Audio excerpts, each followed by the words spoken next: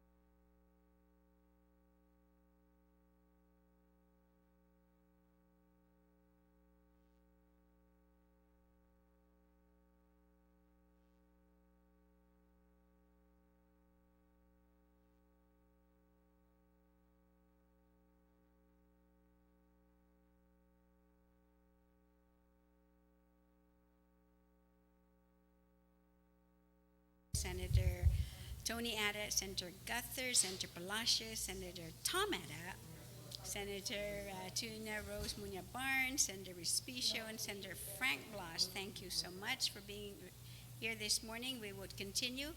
As stated yesterday, we left off our discussion with Senator Guthrie's bill, which is Bill 359. So, Senator Guthrie, you have the floor. Thank you, Madam Speaker.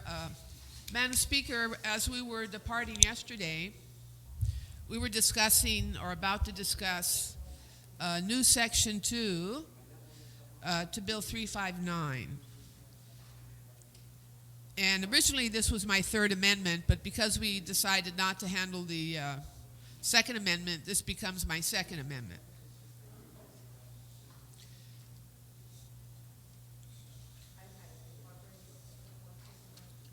Madam Speaker, for Bill 359, this amendment would add a new Section 2, and the language is very simple.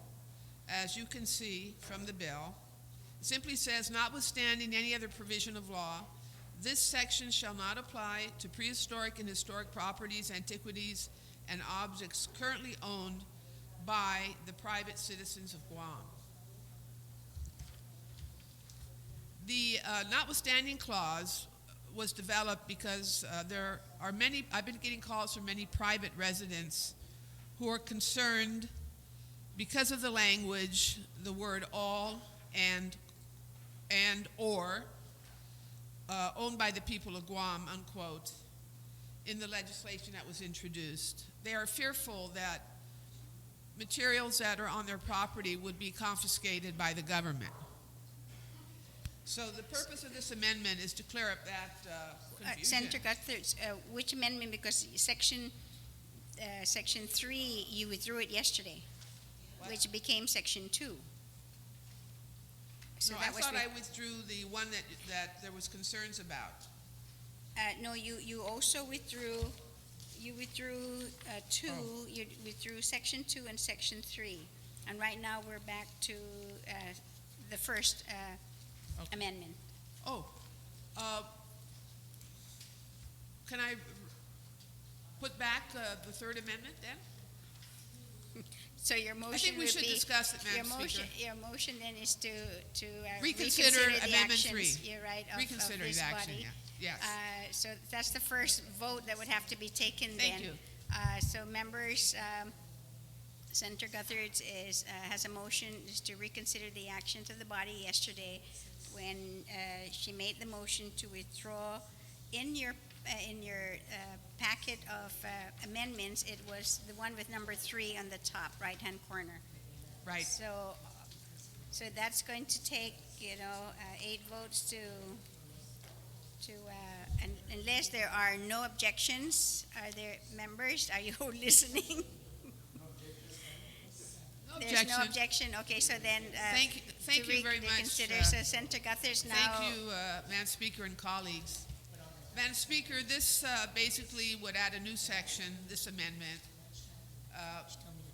with the notwithstanding clause. It's basically to ally numerous concerns of the community that have been expressed regarding their potential fear that they might lose some material that had been historically on their private land. And we know that's not the intent of any of the antiquity laws that we have on Guam. It's simply to inventory what might be there for the record, but not to take their property away from them. So that's the intent of this particular amendment, Madam Speaker.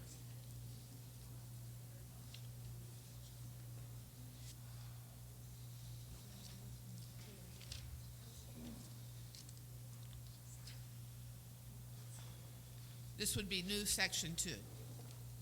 And that's my only amendment.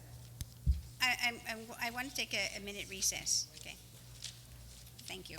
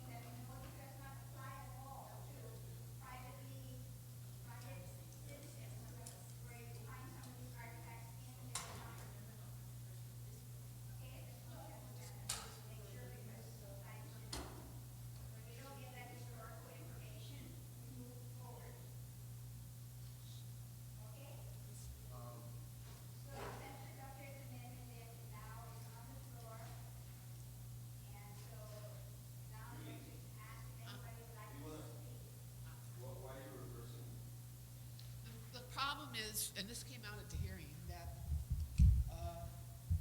people are concerned, excuse me, people that live on their property, et cetera, may have something on their land. They're afraid it's going to be confiscated from them by the government. And they don't mind it being inventory, that's fine. But they don't want it confiscated. Because it's been in their family for, for generations, yeah. So that's really the intent. Right now, the way the law is written, it allows the government to go out and confiscate. Well, not confiscate, but because the other law says that it is the property that he could have won, and that it should go to the museum. Well, that's what it says, but it's in fact confiscation. What if the person says, well, I don't want to, this has been on our land for 100 years? So what do you think is a prevailing logic that all of these artifacts and ancestral? If you want to loan it to the museum, that's fine. And people won't refuse to do that. But what about people who are selling them? Yeah, that's my, Well, now, I'm not dealing with the sale of stuff. I'm not dealing with the sale of stuff, so I don't know. I'm saying, but people are taking them to sell. Well, I don't know what to say about that, other than the intent of my amendment is to make sure that someone's property is not confiscated. well, that's my issue, my concern is, I recognize in as far as we don't want to burden the people and for fear that their properties are going to get seized or forfeited. But at the same token, I want to make sure that these individuals, with regards to selling it, can't do that. Maybe we can put an amendment that says that as long as property remains on the land of the original landowners, then See, we're caught in a quandary here because then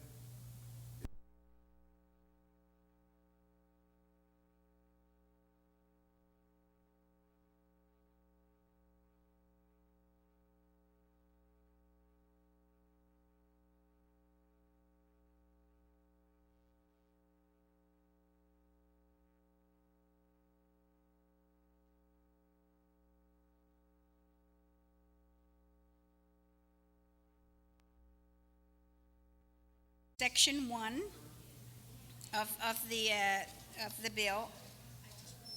And members, I just want to make sure you know which ones we're dealing with. It's not the one that's in the committee report. It's what was handed out yesterday that has number 1 on the right hand corner, top right hand corner. So is there anyone who would like to speak now on the bill as amended?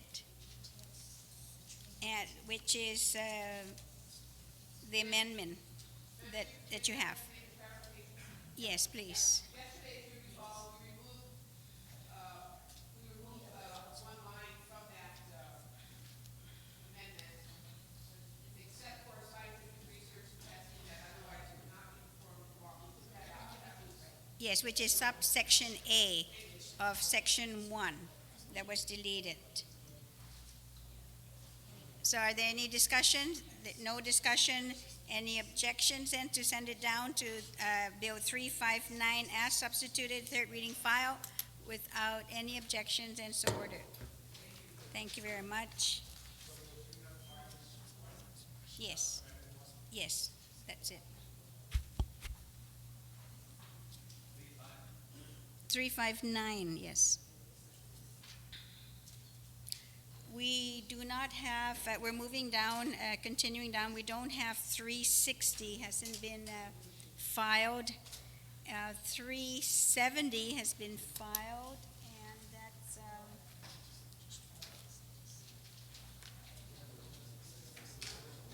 oh wait, I'm sorry. Let me take it, let me backtrack a little bit, because the amendment that that was made earlier by Senator Respicia was that these bills that we had skipped over have not lost its place. So therefore, I'm going to backtrack again. So that would take us to, and Senator Pangilinan, we had deferred hearing or placing a discussion on 376 until your return for your committee's response. So that takes us up then to 376. And I'd like to ask then the author of Bill 376 then to that you have the floor this morning. Thank you very much, Madam Speaker, and good morning. My dear colleagues, we are, and before we proceed, I don't know whether you had in the original opening of this session had actually, I believe you did certify Yes. that the public welfare exists. We're waiving the public hearing on this. Yes. So Thank you very much. Madam Speaker, thank you very much. First of all, I'm going to make a motion to place Bill 376-30 COR as introduced and third reading file. I'd like to make some comments on the bill. yes, you may continue. Madam Speaker, we heard recently at the Public Safety Committee roundtable discussion, the good gentleman, Senator Palacios Point of from order, Order Madam Chalampago. Speaker. I just apologize. Please state Um, your. Is it necessary that we go into the committee of the whole, or did we decide to also waive that requirement of the standing rules? Okay, so you're right. Maybe What's the let's pleasure of the let's body? just I'll make a address that motion then. You're right. So Senator Pangilinan also, because he's the chairman.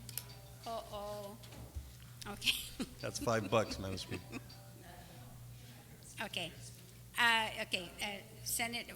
And if the- so, if we go to the committee of the whole now, we may lose some valuable legislative time by Well, calling Judge- the departments, and we should. I understand that there might have been a discussion between the author and the chairman. So Per my discussion, Madam Speaker, if I may, yes, please continue. the discussion with the good chair of Ways and Means, that there was a dialogue already, and so the good chairman had indicated that he did not believe that a committee of the whole was necessary. So I now move that a committee of the whole be waived on this particular bill.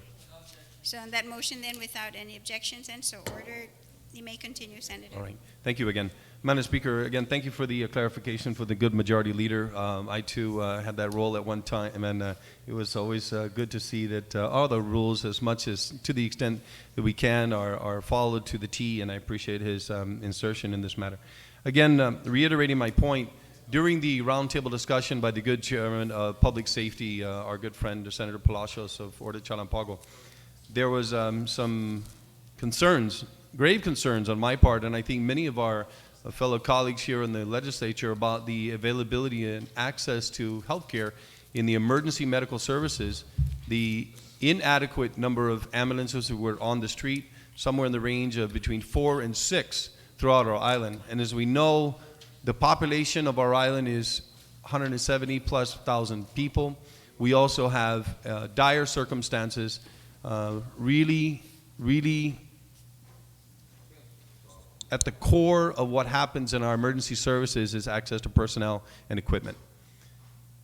Our firefighters go out there, whether they be EMT basic, EMTI, whether they're driving a fire truck or an ambulance, or they're just in a pickup truck. They get the vehicle that they get, and that's many times a hindrance to emergency services. We can't allow people to sit for an hour at an accident scene waiting for an ambulance. It's just not acceptable. It's completely not acceptable. And Madam Speaker, this is what was articulated to me by one of the people working on those ambulances. When I was at the hospital, they said a lady at an ambulance scene sat waiting for an hour in a seat collar and restraints because they were concerned about her spine for an hour.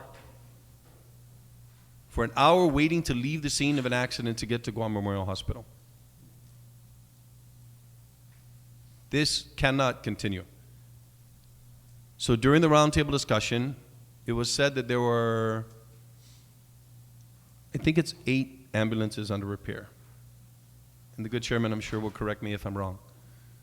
So 8 ambulances to be repaired on an order of about just over $10,000 on average for all of the repairs of these vehicles. And they range from one emergency type vehicle to another, but mostly are ambulances. So during the same discussion, it was said that by the administrative services officer, Ms. Affligwe, I believe her last name is, that there was $115,000 in the flame fund. And that if they had the authority, these monies were above and beyond what was allocated or appropriated. And if they were able to use these monies, they could repair those ambulances. So Senator Palacios and I co-sponsored a Bill 376, which is before us now. Subsequent to that submission, of course, the media broadcast this information to the public to give them some hope that there actually will be some repairs in the very near future if these monies are made available to the fire department. If these repairs occur, then we can see these ambulances coming out within weeks, not months. And we also learned that some of these ambulances have been waiting for repair by virtue of the dealer or the manufacturer, in violations of those conditions for which they were supposed to be used. For example, using the wrong fuel compromised the warranty. But it took so long to be able to get that because something in the process failed. But the most important thing in this process right now, Madam Speaker, and all of my colleagues I asked you, is to assist me, please, in passing a bill that will allow for money to be given to the chief executive to make these repairs now. We cannot wait anymore. And this is something the good senator from Ora Chalampago, the chair of public safety, myself, I know that everyone in this room has supported the Guam Fire Department in one way or another to make sure that we give them the resources, and they've got compact impact funds which have been used to buy some of these vehicles, and many of them have fallen by the wayside as a result of use and the absence of additional vehicles which we hope to be able to give them in the future. But in the time being, if we can simply repair on the order of, I think it was 94,000 and change, so I increase with possibility of some incremental increases in cost, up to $100,000 available to them to repair all of these different vehicles, then we can get them out on the road. We can get someone to an ambulance, not to a fire truck, who, for all good intentions, are there with the personnel with some of the equipment, but they can't transport the patient. That's what's fundamentally wrong with this. Healthcare, right now, and I don't need to tell you about what's happening at Guam Memorial Hospital. I don't need to tell you about the number of people that are waiting for services of some specialist that doesn't exist. But this is the first step in healthcare. Getting emergency medical services to people who are in an accident, who have an injury, who might have a life-threatening condition, who can't get an ambulance, is the first step in getting healthcare addressed.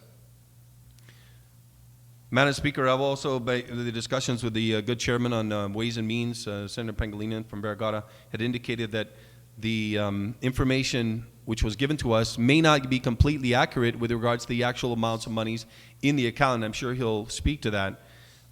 The 115,000 which was articulated during the roundtable discussion may not actually be there. So we're going to have to try to be as creative as possible in finding a solution to this very urgent situation. And then further, the good chairman and the chairman of Ways and Means indicated that there was a correction or a amendment that needs to be made to the existing law in the flame fund to allow these monies to be used for this purpose. So that is an amendment I will be proffering that my staff is working on at this moment. Well, I won't ask for a break to be able to move that. I can move it at the end if necessary, and I'll work with my colleagues. But these are the things that I'm asking, is that we work with the Guam Fire Department and, of course, the governor's office and be able to identify the monies needed to fix this now. I really ask that we work on this, and I thank you very much for waiving the public hearing and the Committee of the Whole requirement and recognizing this as an urgency that needs to go to the top of the agenda. And again, I appreciate also the need to have the good chairman of Ways and Means here before we moved to the final discussion on this.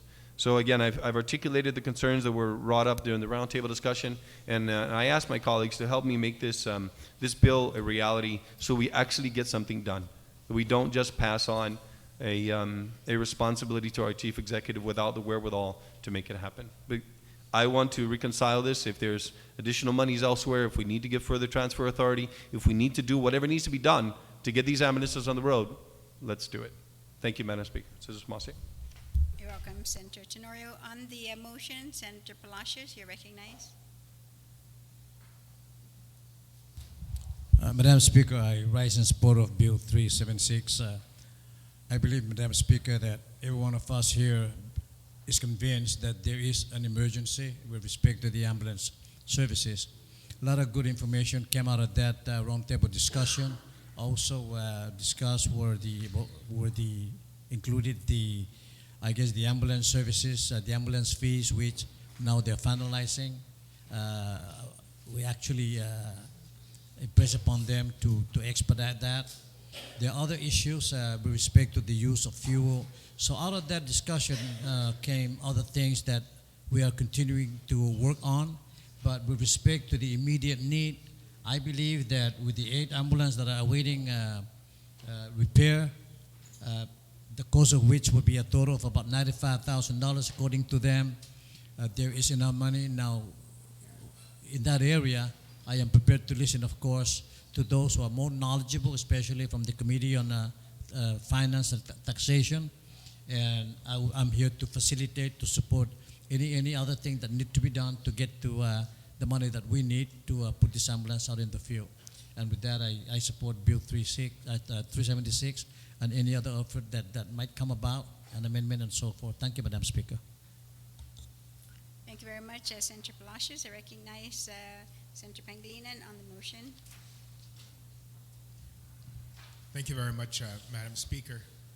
Madam Speaker, I did articulate issues with this bill. Number one, I think the bill is unnecessary because of the fact that the appropriation has already occurred with regards to the uses of this fund. The appropriation is in the contractual category that we allowed them to move it to. The problem does not lie in appropriation. The problem lies in that the fund is restricted in its use. So the solution being proposed is not the correct solution. If we just amended it, if we did, and maybe that's why public hearings really should occur. But the quickest way, of course, that the repairs can occur, and again, are the ambulance sitting in a yard and not sent to the repair shop? I don't know that. I was not able to attend the hearings. The budget granted the governor transfer authority and flexibility to move money to meet these kind of unforeseen emergency situations.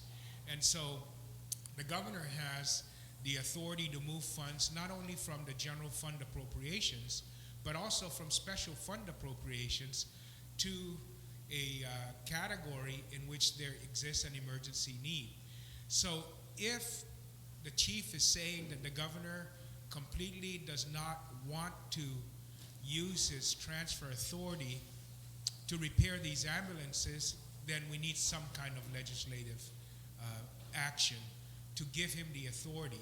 But even when he has the authority, the priority is not there. If that's the case, then that's something really that can occur without any need at all for legislative intervention, except for maybe calling up the governor and say, look, we had this roundtable hearing.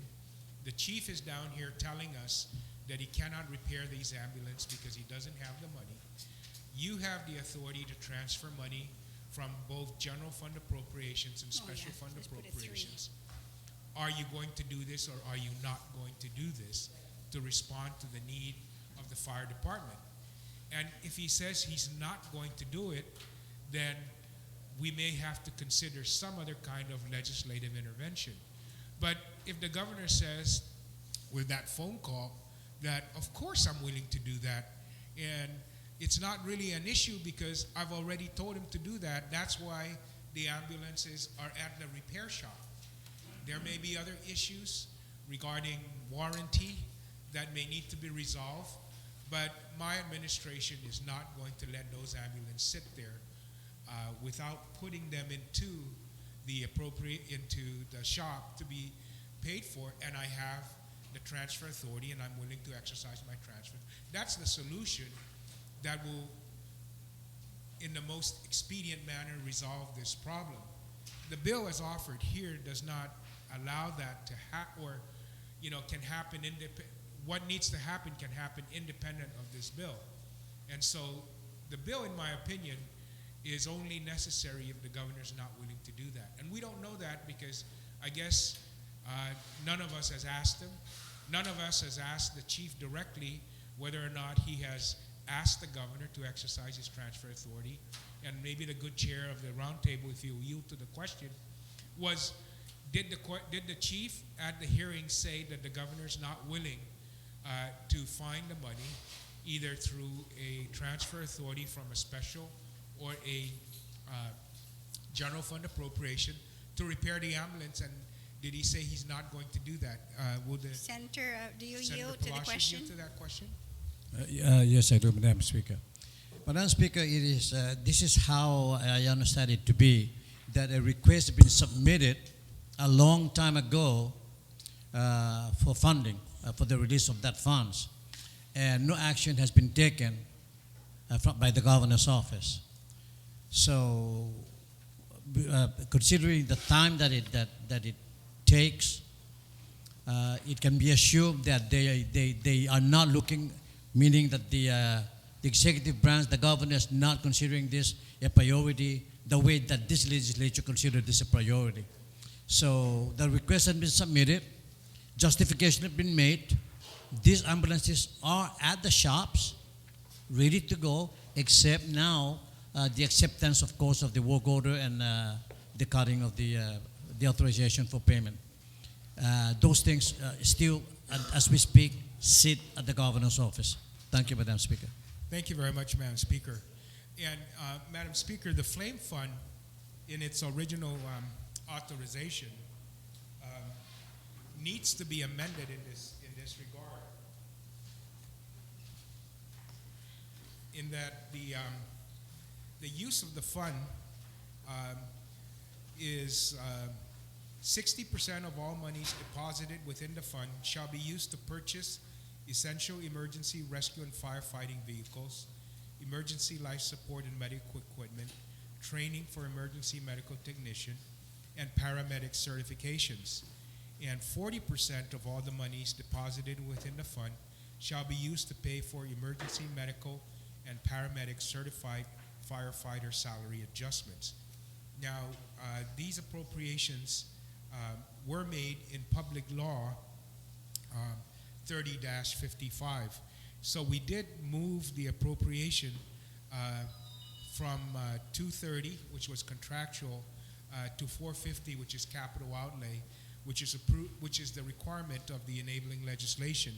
So if we're now going to allow access to this fund for the purpose of repairing these emergency vehicles, then the proper action of this body is not to appropriate the money, but just to amend the statute to put under section 72106 after purchase, just add the words or repair, purchase, comma, repair, comma, and emergency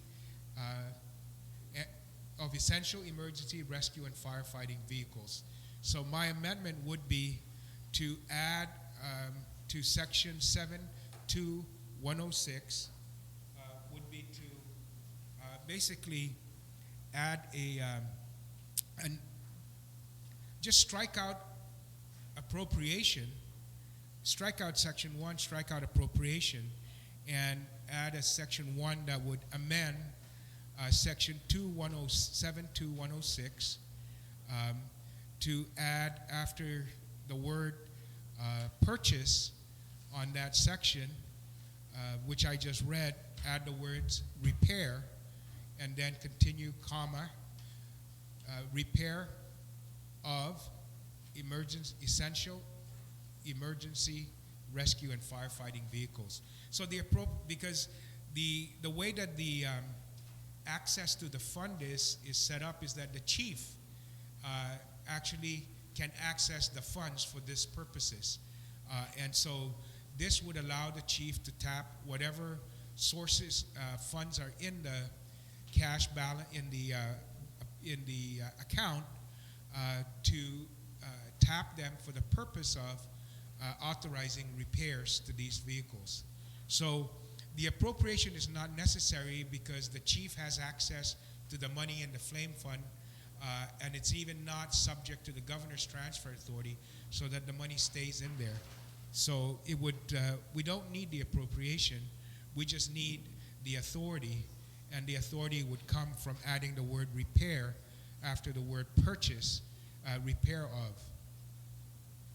So that would be my amendment, Madam Speaker, would be to strike out appropriation and to just say amend section 72106 of the flame fund to add the word repair after purchase if you pull out that statute. And then I would like to continue on my discussion of the bill. Can we have that in writing, please? Oh, sure. And, okay, so while you're doing that, though, there's, wait. Right now I'm going to call for anyone who would like to speak on the amendment. Okay, so then we'll come back to you. So Senator Tenorio on the amendment. Thank you. I appreciate the amendment from the retiring speaker. The amendment is actually drafted. It's on everybody's desk, as I indicated previously. We were going to add the word maintenance and repair of essential emergency rescue and firefighting equipment, which is already authored on your desk. But the correction should be made. It's not 176, it's 376, typographical error on the top. Okay. The amendment is fitting because it allows for the fire chief to gain access to those funds for not just the purchase of essential emergency rescue and firefighting vehicles, emergency life support and medical equipment, but also in the envisioned amendment, which I've authored, and of course the good gentleman moved prior to my ability to have this on the floor, because I just got this after making the opening comments on Bill 376, is to allow for the maintenance and repair of, and rather than simply the repair of, because what's happening is sometimes the maintenance is falling by the wayside because of lack of money, whether it be for whether they're under warranty or they're not under warranty. If we allow them to use the funds according to the fire department, which exist in the account, then they can use them for the maintenance and repair, not just for the purchase. Then we can do more with that fund, which was intended to make sure these vehicles not just are obtained by purchase, but also to be repaired. So I rise in support of the amendment. However, I'd like to amend it with the language you see in the drafted amendment you see before you. Yes, Okay, I have no objection to that, Madam okay, Speaker. so on the amendment to the amendments to add maintenance and from the original repair, and there's so there being no objections, so ordered.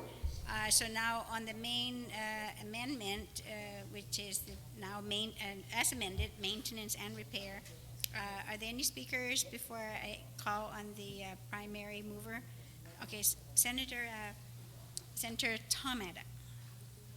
Madam Speaker, thank you. I'm not sure where we're at with that amendment. It just got passed. Yes. But I think it's important that we really kind of qualify that maintenance and repair to essential maintenance and repair of. But I guess I want to distinguish that the flame funds is not going to be available so that we can, do a new paint job or replace the, something that does not affect the operation of that vehicle, but certainly should be made available in order to be able to get the fuel pump that's necessary to keep that vehicle running.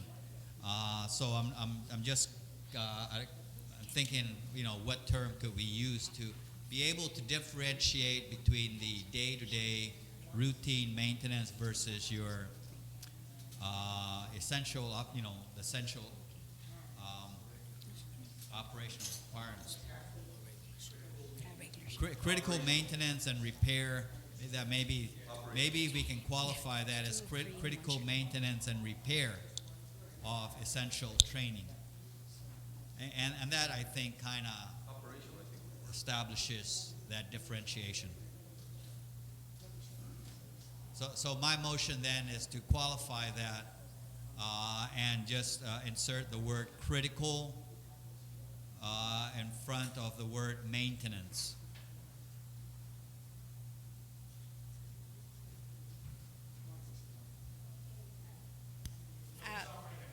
Yes, but I need to dispose of the other one first, 'cause we can't do an amendment to an amendment. So here, It's not an amendment before mine was adopted. Mine was adopted. Now you can amend the original amendment. but you're right, after the original amendment now, but we didn't amend, vote on the repair. We voted on the maintenance and. Okay, so let's adopt that Yeah. and then move on to. Okay, that's what I'm saying. And then, so let's dispose of that first. No, and then we adopt the repair. And then I will go back to you. Yes, but then I need to make further clarification here then. That's why Senator McGlynn and I had asked that if we could have it in writing. So I need to make, no. Unless I'm hearing something differently, because the bill says section 1, which talks about an appropriation. And you just replaced it with this, so we need to then also dispose with that too, with your, once we do the repair, then that, and then we accept now the replacement. Okay? So now the amendment then is the amendment that has been amended, which is maintenance and, that has been adopted now to have the whole sentence in maintenance and repair. So there being no objection, so ordered. Now, Senator, Let me just clarify something. May I? point of Madam Speaker? information? Just to or make sure we understand, clarification? the original amendment that I had was to become a new section. That is no longer the case. This is Yes. going to replace first section. Yes, Okay. And then the second thing is make sure, just for the benefit of everyone, the bill number as indicated on the top should be changed to 376. Yes. All right. Thank okay. So I hope we all understand then that by accepting now the Senator Pangalinan's amendment, which is the new section 1, which he had added repair, and then it was amended to add maintenance and repair. So now we're only working with this substitution with the new section, and I recognize Senator Ada, who would like now to continue to further amend that section. Yes, Madam Speaker, and my amendment is really simple, is that to insert the word critical in front of the word maintenance. So the flame fund could be used then for critical maintenance and repair. On that amendment, well, we have Senator Agun who would like to speak on the word critical. Thank you very much, Madam Speaker. And with all due respect to the mover of the amendment, and I want to thank his nephew, Senator Tony Ada, to my right, who we were discussing about this particular amendment. And, with all due respect, I will not oppose his amendment, although I share concerns. I would like to share concerns because when you look at this, Madam Speaker, it's a creation of the Fire, Life, and Medical Emergency Fund. If it's going to be required to paint the ambulance and ensure preventive care for that vehicle so that it can last a little longer, at least the exterior, to me, it's not an issue. It's part of the operational maintenance.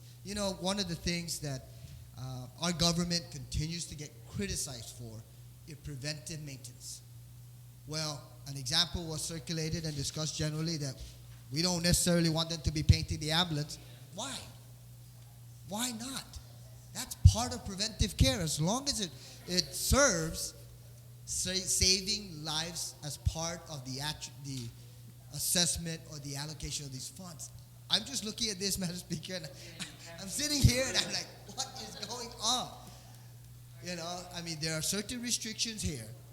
You're looking at the maintenance and repair, and if it's preventive maintenance and it falls under that category, if they need to change a screw, I can almost assure you if it's changing a screw that perhaps is not contributing towards life saving of that vehicle, but should be part of preventive care for that vehicle so that it can continue to operate. So what are they going to say? I'm sorry, it doesn't fall into the category of the flame fund? We have to go use operational resources? That's a concern I have. And I say this because I look at the fire department and all of the efforts that the firefighters continue to provide out there. And every now and then, we criticize that department, and I too, for the lack of implementation of the fees assessed for the ambulances. You know, what's interesting is I questioned the chief about 2.5 months ago, Madam Speaker, about why is it that that particular assessment has not been implemented and that program had not been implemented. And there was an individual that called into the radio and said, why are you concentrating on that? It's going to increase the fees associated with the use of ambulance.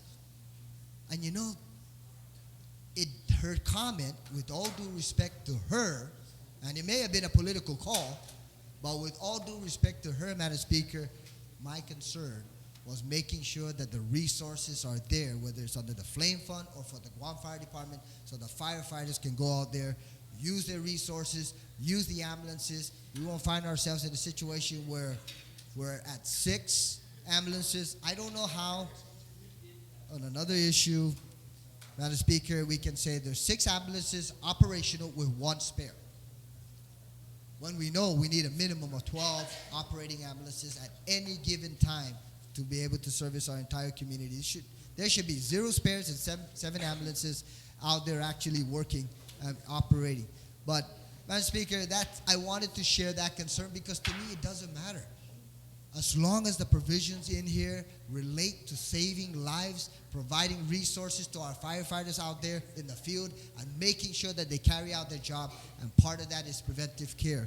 And if it means that it's going to only apply to critical maintenance rather than preventive maintenance, I do have a concern about that. But with all due respect to the sponsor and the mover of the amendment, Madam Speaker, I will not oppose it. Thank you. Thank you very much, Senator Uggan. So on the amendment, there being no objections, and so ordered, we're back to the original mover, Senator Pangilinan. Thank you very much, Madam Speaker. And I want to thank Senator Tenorio for, I know we had that earlier discussion, and that's why he had taken the time to draft up the amendment.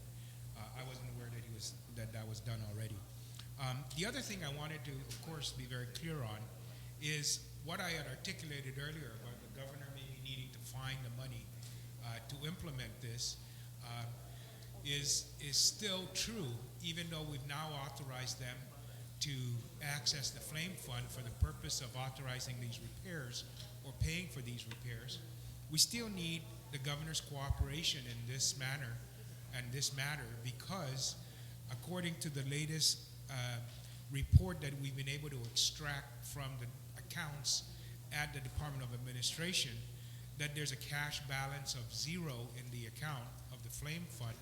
And that's not unusual because, you know, these special fund accounts sometimes are not funded on a cash basis, but funded on a due to basis after the money goes into the general fund. That's really one of the reasons why we have such problems sometimes with regards to these special funds, is that the money gets deposited to the Treasurer of Guam, and it is up to the Treasurer of Guam to actually dole out the money on a cash basis collection to these special funds and make the actual deposits in these cash accounts in the banks. And in some instances that doesn't occur. They record it, and then when it's used to meet the day-to-day cash needs of the government of Guam, then there's a journal voucher entry that is made then from the general fund ledger collections to these special funds. So the Flame Fund, from our latest, as of April, I think this was about April 23rd last week, when we looked at this issue because we knew that it was going to come about, is that there's a cash balance of 0. There's a due to of about $67,800, $681 to the fund. And there's an encumbrance of $14,610 in the fund. So in order to allow payment out of this fund, the governor is still going to have to, one, either direct the Director of Administration that when cash collections come in, that those cash collections are sent over to this fund and are therefore available for payment out of that fund, or in what would typically occur is that there's a journal voucher entry then just made that money is deposited from the general fund into this account, the money's written out of the general fund, and then of course the payments are made for these repairs. So regardless of the administrative process that we set about in this matter, we still need the cooperation and attention of the governor and the lieutenant governor to effectuate this change that we're making of just charging the repair against this account. And so the chief has the authority.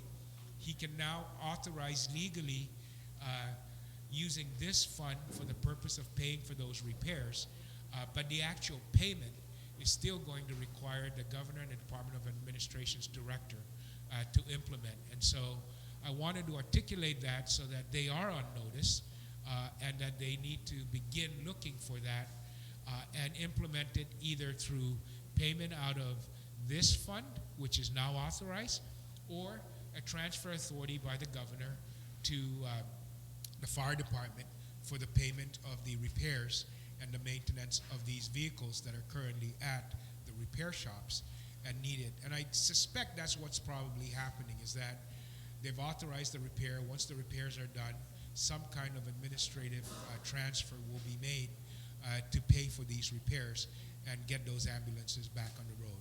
So I want to thank my colleague and of course the author for bringing attention to this matter, and the chair of the committee in ensuring that, you know, we are clear on the record that really this thing could have been handled in a completely different fashion if attention had been given to it. And it really is, you know, kind of disturbing that the chief needs to do this in order to get the attention of the executive branch to make these critical decisions that involve, as everyone is concerned about in this hall, the life and death situation and matter of getting medical attention through the provisions of ambulance and EMT services to our people out there that need it in these critical times. So thank you, and Sidus Masi for the cooperation extended by everyone on this bill. Thank you, Sidus Masi, Madam Speaker. Thank you very much, Senator Pangilinan. Are there any speakers on the motion? There being none, I'm going to call on the author of the bill. You may close. Thank you. Before I move to the closing, I'd like to ask if Senator Pangilinan would be the third co-sponsor on this bill and the effort that he's put into it. On that motion, without any objections, so ordered. Thank you. Second, I'd like to move that the legal counsel be asked to change the title to reflect the changes to the content of the bill with substitution of section 1. On that motion, also without any objections, so ordered. Further, I'd like to also say that a couple things in closing on this. Number one, the fire department indicated that they needed access to the funds and that there was $115,000. In the absence of a reconciliation that we have not done as a result of not having the committee of the whole and, of course, waiving the public hearing, this is an urgent matter. And I appreciate all of my colleagues supporting this effort, and, of course, yourself, Madam Speaker, for allowing this to be placed on the agenda and to speak on it when the good chairman of Ways and Means are returned. Further, that once and when the reconciliation occurs, when the 100 or 115 or whatever numbers of dollars are available in the fund, which are due and payable to it, whether it be on a cash or allotment basis or they be transferred based on monies that go into the general fund, that I'm sure that our governor and the Camacho Cruz administration is going to make sure that health care is in fact handled, that the emergency medical services will be dealt with, and they will be dealt with swiftly, because we can't allow this to continue. This is absolutely one of the critical, most important things that we do in our government. So by giving the access not just to the flame fund by the director of Department of Administration and of course the Guam Fire Department chief, in the section you see it says the fund shall be under the control of the Guam Fire Department and the Director of Administration. The director shall administer the fund and release the necessary monies upon request by the fire chief for expenditure authorized by this section.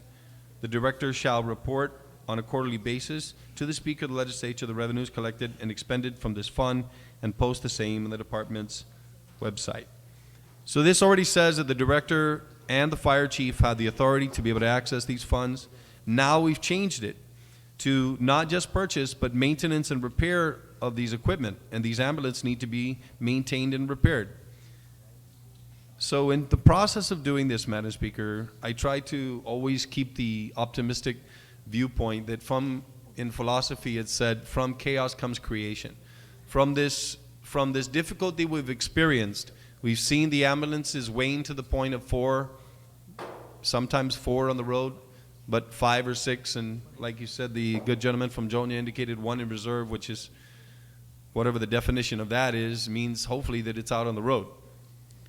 But from this experience, we have been able to amend the law, which allows the fire chief and the director of administration to ensure that these vehicles will get the maintenance, however critical is deemed to be, and the repair of these vehicles from the same fund from which the revenues are available to both the director and the fire chief. So I think at the end of this, Madam Speaker, we have accomplished something what was asked of us in the legislature, to allow the fire chief to do the repair and maintenance of these vehicles from the flame fund, which was created some years ago, and to do it in such a fashion which the governor already has the control to do. If he had the ability to move money into the fund, I'm sure it would have already happened. We all know that the economy is soft right now, and that the money is not flowing in the way that maybe we were expecting.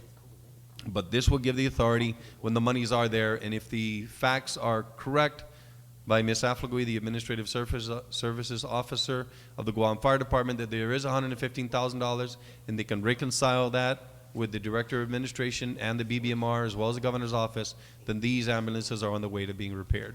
So I thank the good gentleman from Barrigada as well as the Chairman of Public Safety. Thank you very much for the assistance in this matter. And of course, all my colleagues, I ask you to please support this. And I ask the Majority Leader if he would be able to allow us to come back so that all the members can be here for a vote after the lunch break so we can act on this today. Thank you very much. You're welcome, Senator Tenorio. So on the motion then to place substituted Bill 376 in the third reading file without any objections, and so ordered. We still don't have a report for 187, 269, which referred back to the committee. 304, I've not heard yet from administration, so I understand that they said they're going to be sending a letter over, Senator Palacios, for 304 from DOA. That's my understanding. I think the Senator Species is working on that. I'm sorry? We have not sent, I don't know about that, but I understand that that was discussed. So I don't know who's going to receive that. I was told that this morning that they're going to send something in Okay. writing. We'll wait for that then. Yes, okay, thank you very much. It will not lose its position. 320, I recognize the author, Senator Pangilinan.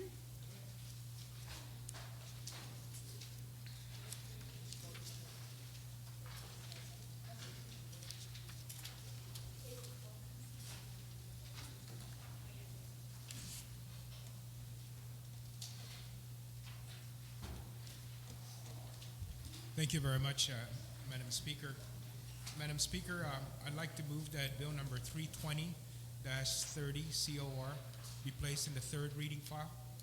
And would you like to speak on it? Yes. Okay, please continue. Thank you very much, Madam Speaker. Madam Speaker, Bill number 320 is a additional amendment to the net metering program that has been implemented by the Guam Power Authority pursuant to the original statute that authorized the program of net metering by the legislature for implementation by the Guam Power Authority. Briefly, net metering is a concept and a process in which a private homeowner basically installs an alternative energy generation system of electrical power, allows them to install it on his premises, use that power when he's generating the power, and when he's generating power in excess of his consumption, he is given credit for that power by feeding that power back into the system and recording what he feeds back into the system through a meter that is specially designed to spin backwards when it's feeding power out rather than pulling power in. So there are technical specifications that have been put in place by the Guam Power Authority. And most recently, we had private developers and private individuals that actually have implemented this. We saw Pacific Voltaic or Pacific Solar, I'm not sure of the actual name of the company, but we've seen installations occur in which both the home, a private homeowner, as well as a small business operation is putting into place this net metering program. So the amendment that's being proposed by the bill is that under the original statute, the net metering program is limited to a generating capacity by the site that is implementing that, either a business site or a homeowner site, in which the total generating capacity is not more than 25 kilowatts. 25 kilowatts will allow you to run probably one single home with regards to the consumption or the capacity of this generating mechanism, either solar, wind, and solar being the most implementable at this time, would be that total generation capacity. What we have seen is that there are other interests, so that you may want a duplex that allows you, or a small business operation whose total capacity would require something bigger than 25 kilowatts to allow them to hook into the grid system using the net metering program. And we looked at other sites which have allowed net metering program, and we looked at the effect of what the impact of this would have if we were to increase the kilowatt capacity for these alternative energy installations in these outside of the GPA grid. And based upon the public hearing, there were several concerns that were brought up, of course, by the Guam Power Authority. And the bill doesn't really delve into the technical aspects of it. The bill allows the Guam Power Authority, as under the original statute, to work out the technical specifications required to ensure that the grid is protected, that the individual installations can function outside the grid, and when they need to function in conjunction with the grid, that technical and mechanical as well as engineering instruments are placed on both sides, both the homeowner side and the GPA side, so that we don't threaten the stability of the GPA power grid system. And so we had originally thought of placing a limit on what the total capacity should be. And based upon some input, we thought that that decision should be left with the individual wanting to put this installation in their premises and the Guam Power Authority. So instead of setting a cap and we just decided to remove the cap and allow GPA and the individual person or business that wants to put in this alternate energy capacity generating system at their premises, to allow them to work that out and make a determination whether it's doable or not. And so the bill does not change anything in the existing program and process. I'm sure the GPA has already adopted certain standards that need to be met in order to allow this individual to access the grid system through a net metering program, through the net metering program, because we do have current installations already in place.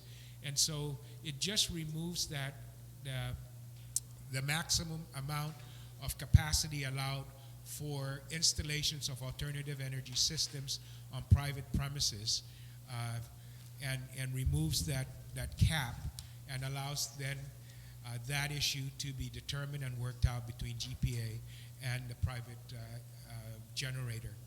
Now, Madam Speaker, why are we doing this? What I'm trying to do is work with GPA in terms of fostering alternative energy generation on a private sector basis. We passed an earlier legislation that sets guidelines and targets for how much of our total generation capacity and power that is sold by GPA to the general public, how much of that should be from alternate energy or renewable energy resources. And the reason why we're doing this is we're not blazing new trail here. We're trying to, by policy of this body, set these targets to ensure that we don't forever remain dependent on fossil fuel for the generation of our electricity. Guam is blessed with many different elements that allow us to tap the energy out there that is, as mentioned earlier, in chaos now. We have, sun power that is just in total chaos. It's just out there sprinkling everywhere. It's not harnessed. It's not controlled. It's not directed for the purpose of producing electricity.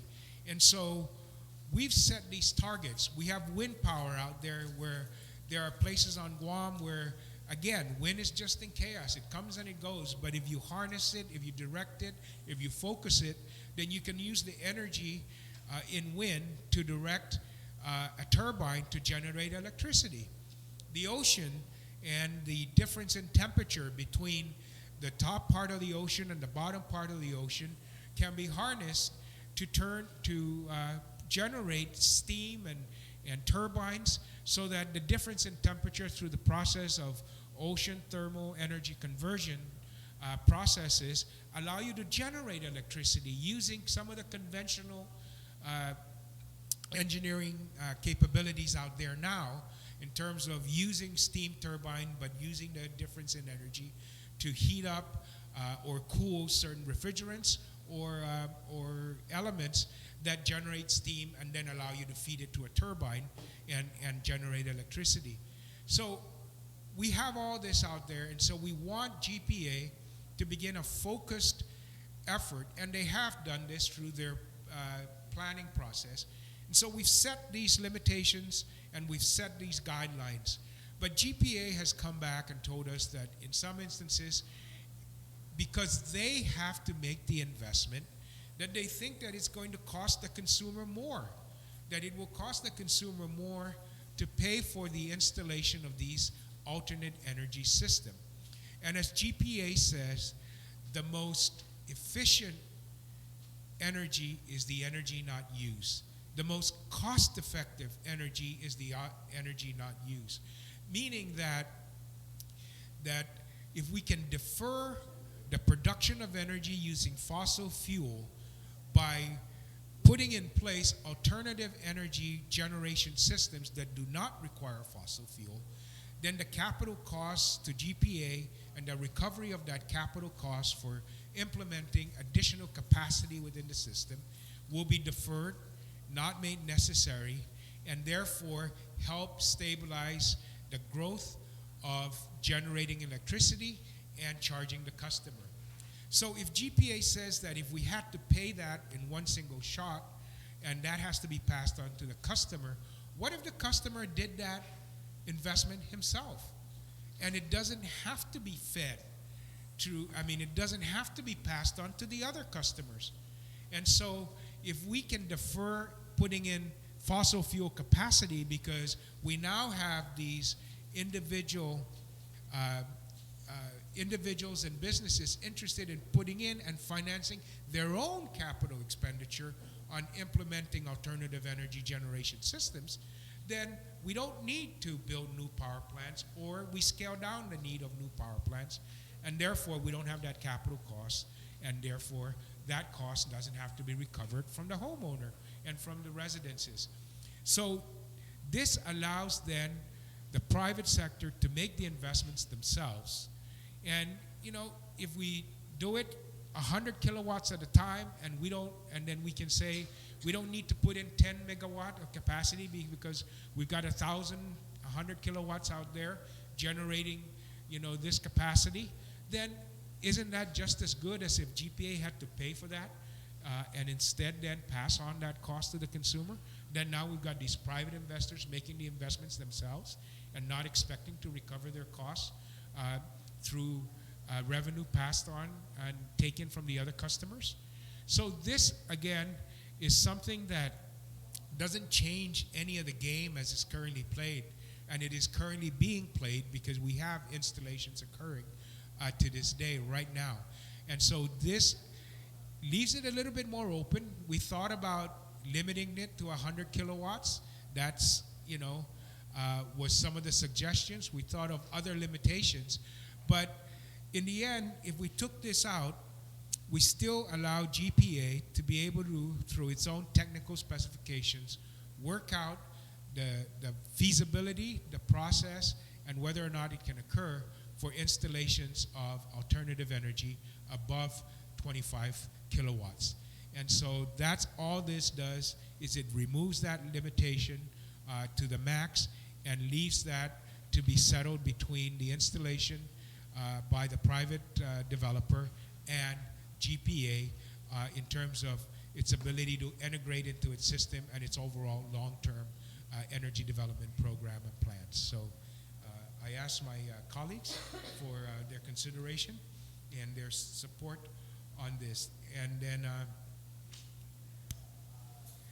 the other thing is, because we've set this limitation or this target date that by 2025, or I forget the exact date, that 15% of the total energy sales by GPA has to come from alternate energy production, that each of these private installations shall be credited to GPA's 15% requirement of generating electricity, even though they're not the ones doing it, but the system itself and the consumption shall be credited for the production of electricity, even by private producers, towards this achievement of that target set in the policy set by this body. So thank you very much, Madam Speaker. Thank you very much, Senator Pangilinan. On the motion, Senator Ada. Thank you, Madam Speaker. First of all, I do want to commend the sponsor of the bill for his continued effort to try and actually maximize the use of power generation using renewable energy. However, of course, we need to point out the fact that renewable energy, has been in development for a while, and it still has issues related to it. Let me make it clear right now that the bill as introduced, I would have difficulty supporting it unless certain amendments are put in. The bill right now, what it does is it essentially proposes to remove the cap on how large a renewable energy generating source a customer may choose to put in. So let's say, for example, that Compadres Mall wants to put in a 5 megawatt renewable energy source, and they could probably do that by just putting up all kinds of photovoltaic cells on top of the rooftops of the complex that they have.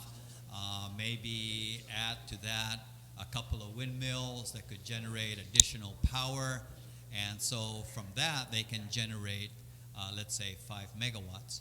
But then let's take a look at the situation that right now Compadres Mall only really requires, the load right now requires 1 megawatt of power. So then that begs the question then, so he's going to be generating an excess of 4 megawatts, which he can feed back into the system.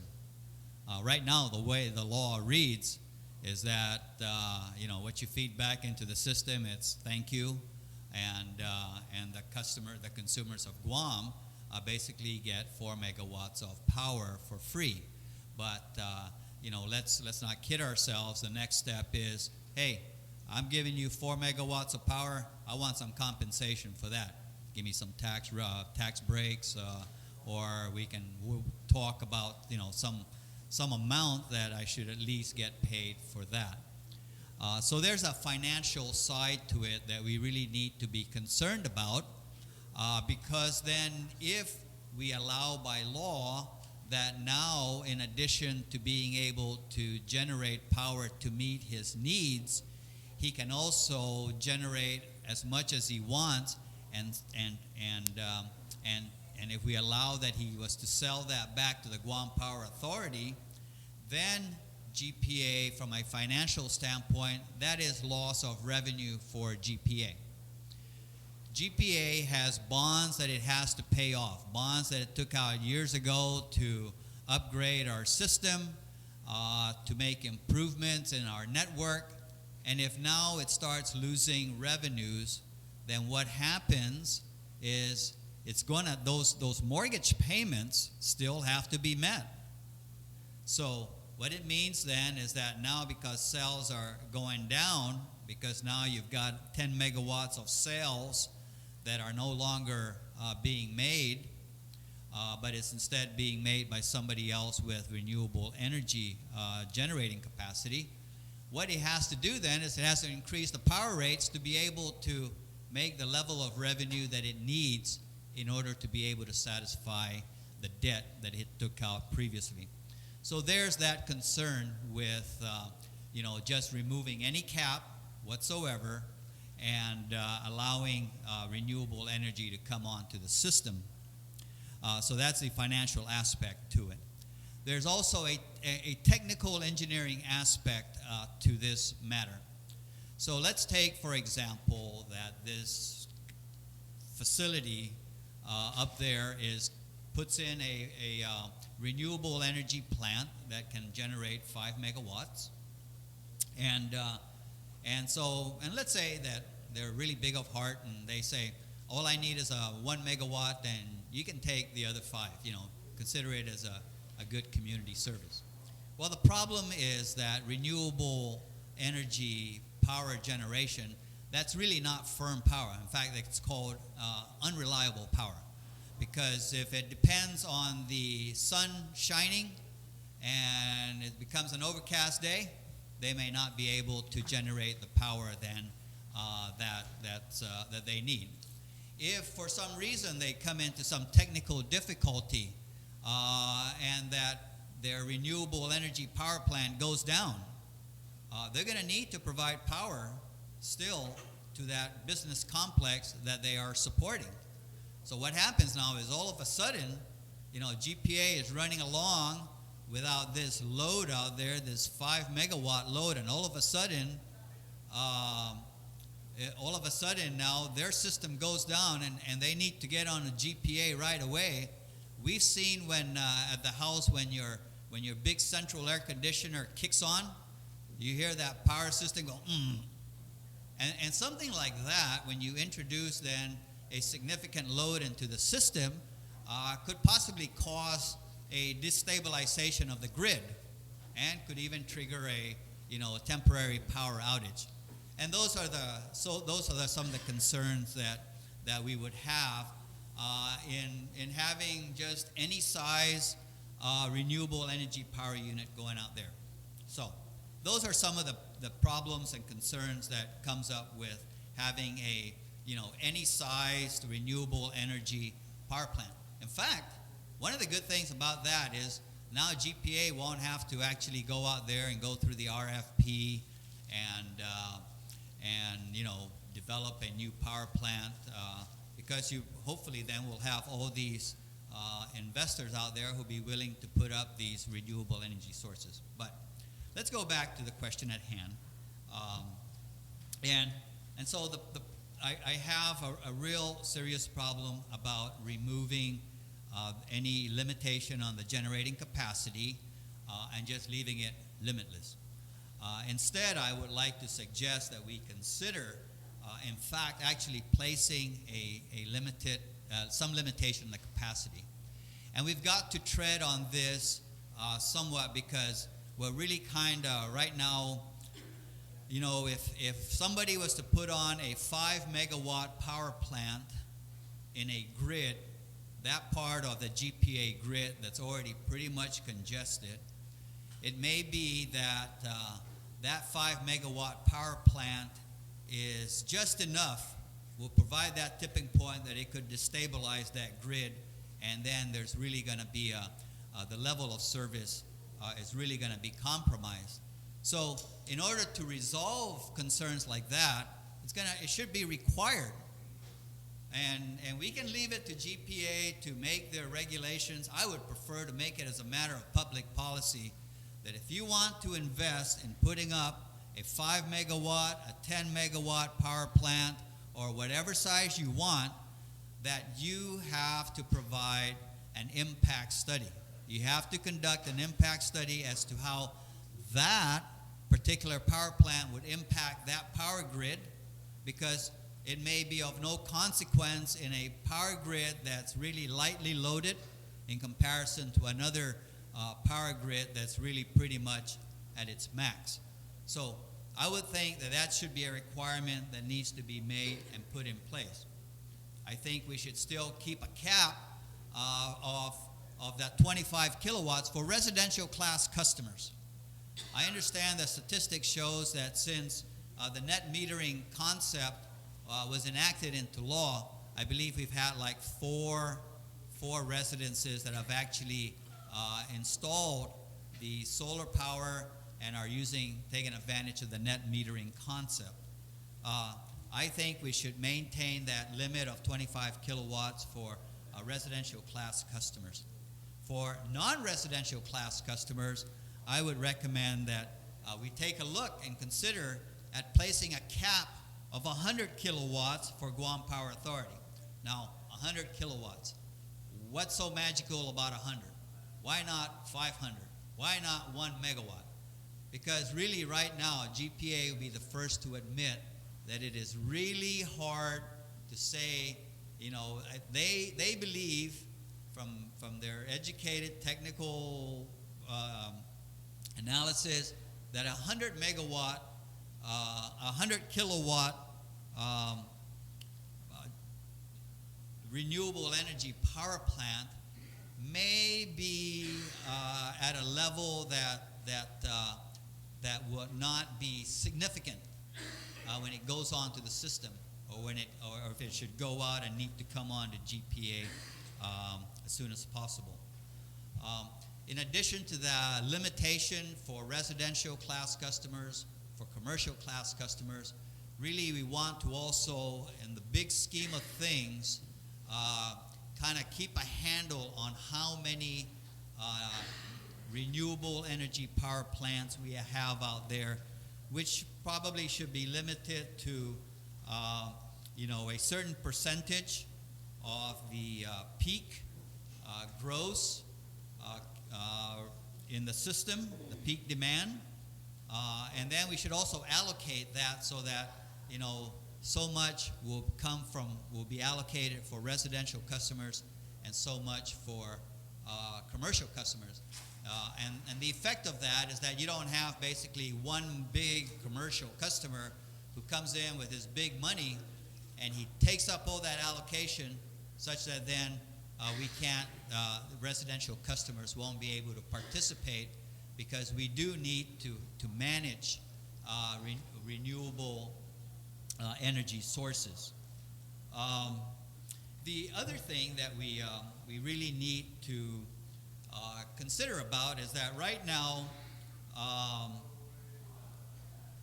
we need to make as a matter of policy that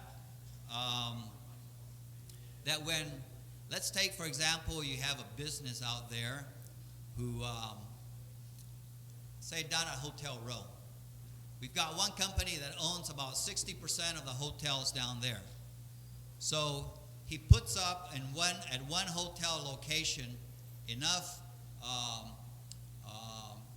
he's able to generate enough power to meet the needs of that hotel, plus maybe the other 6 hotels that he's got, and maybe even the one that's located up in Menengan.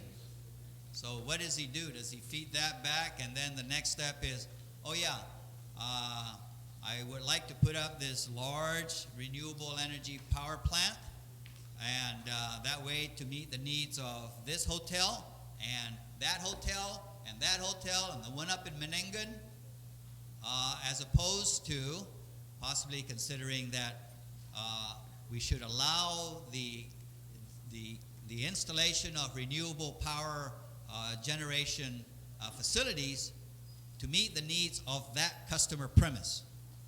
So it would be prudent on the part of the customer that if his demand is only for,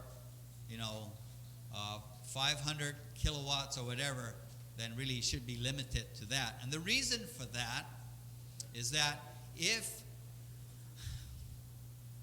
right now the facility is set up so that if his demand is for 100 kilowatts, the facilities are set up to be able to receive that much power from the Guam Power Authority. But now, if he wants to be able to generate more than that and be able to ship out 5 times that amount of electricity, then now we're talking about changing hardware, and it just becomes a nightmare. Now, the problem that we have with that is that the existing law, the existing net metering law that we have, which really warrants a looking at, is that in section 8312 of chapter 8, 12 Guam Code annotated, and that's in section 3 of the bill, it says the Guam Power Authority shall undertake all necessary investments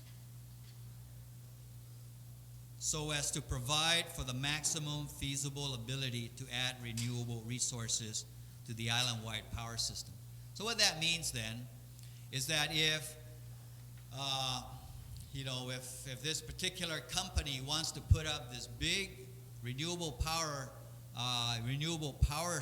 generating plant, but in order for him to be able to feed back into the system a large amount of power, GPA is going to have, according to the law right now, is going to have to make the necessary investments in the infrastructure out there to be able to receive that much power from this particular point. And in essence, what that does then is that when it has to make those investments, that's an operating expense, which if his revenues cannot cover all that expense and everything else, then he has to go in for a rate increase. In effect, the consumers will be subsidizing that particular company who's wanting to put up the big power plant. We will be subsidizing him to be able to ship out that power into the network. And I don't think that's what we want to do.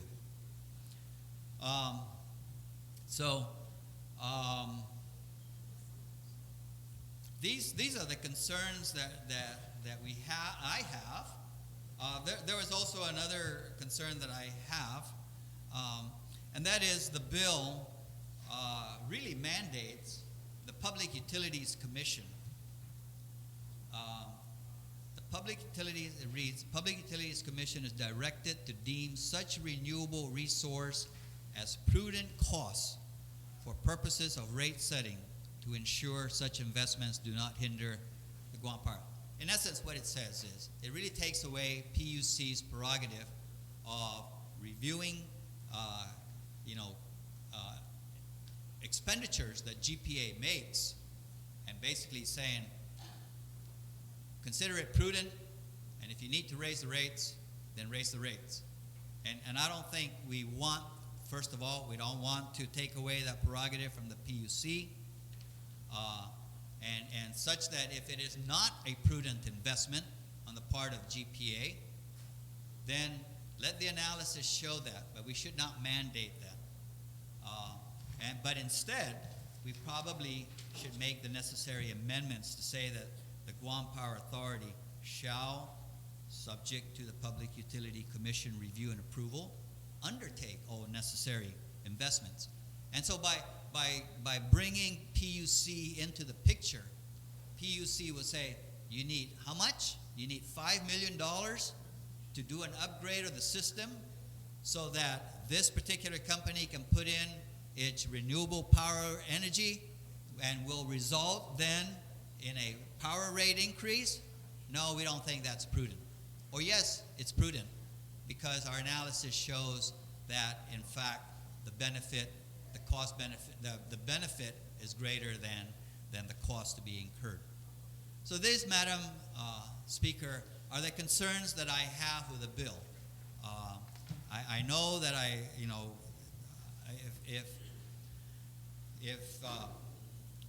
if there's receptiveness to the concerns that I've raised, anybody can point out problems with the bill. I'm prepared to proffer amendments to address these concerns, and so that we can move forward, because I really would like to see the bill introduced, but I would like to see a little bit more parameters put on it, because we have to protect the only power plant that we have on this island that provides a very critical service and is very much a part of the quality of life that we enjoy here on the island. Thank you, Madam Speaker. Senator Addett, since you still have the floor, and I know you've mentioned that you have the amendments, I think that it would be best to do this. Otherwise, it'd be difficult because you spoke on the main motion. So, well, I would like to take a minute, a short recess, to confer with the author.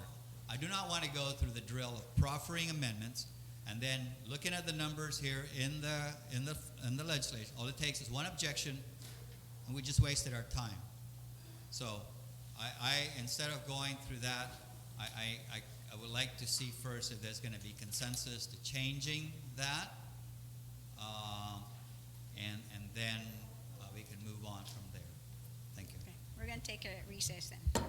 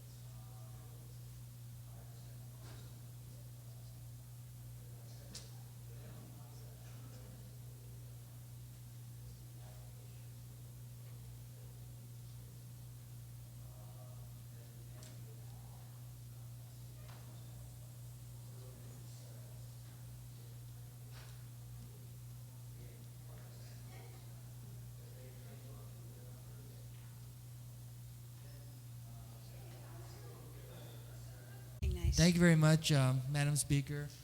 Madam Speaker, it appears that there's several amendments that need to be made on Bill 320, and the good senator from Manilao is working on the good senator from working with the good senator from Barrigada, the sponsor of the bill, and they should be able to have a clean version sometime soon. But in the meantime, I make a notwithstanding motion that we suspend discussion on Bill 320, that we proceed to the voting file, then recess and come back at 2 o'clock. But when we do that, we vote on Bill 376. At that time, the legal counsel and the clerks advised us that the bill would be engrossed. And that's the bill, by the way, that would provide the necessary means to ensure that the resources to repair all these ambulances are made available to the Guam Fire Department. And that bill will be ready by 2 o'clock today. So I move that we recess until 2 o'clock, because at 1 o'clock, you are conducting a joint meeting with the Governor on the Healthcare Summit Task Force in your office. Yes, I'd like to please remind our colleagues that we're going to recess early for lunch. We have that 1 o'clock meeting. And at 2 o'clock, I would want to be able to vote. We still have, a loaded agenda. And in order then to complete this, we need to start on time. And then, Madam vote on Speaker, time. then we'll resume discussion on Bill And then, 320. yes, and then we'll resume with 320. So we will recess until 2 o'clock this afternoon. Buenas noches, buenas tardes. Gagi ginihalom si Senador Palacios, Senadora Munya Barnes, Senadora Taitagui, Senador, is that name mo? Si Frank Ada Blas Jr., si Senador Tomas Ada, then si Senator Tenorio, Adi Talugay Giginalam, si Tony Ada, then si Senor Pangilinan, Senator Pangilinan. The attached forms, they do come up.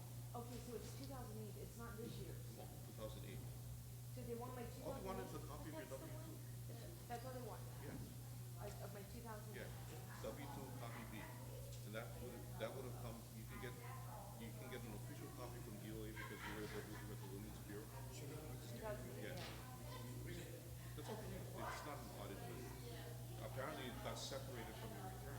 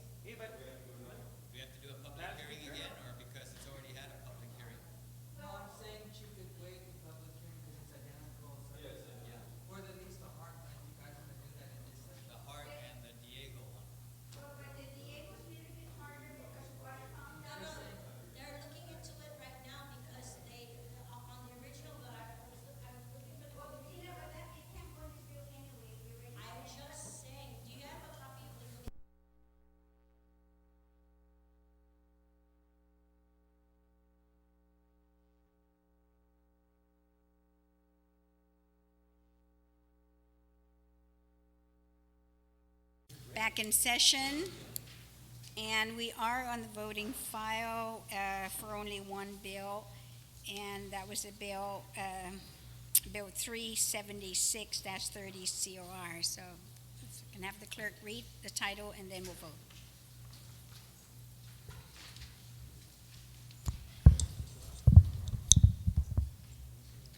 Bill 376-30 COR as amended on the floor, introduced by Senators Ray Tenorio, Adolfo B. Palacios Sr., V.C. Pangilinan.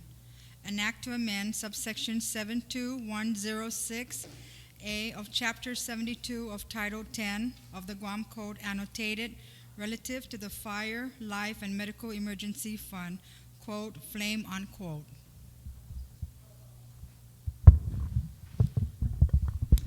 Senator Tom Ada.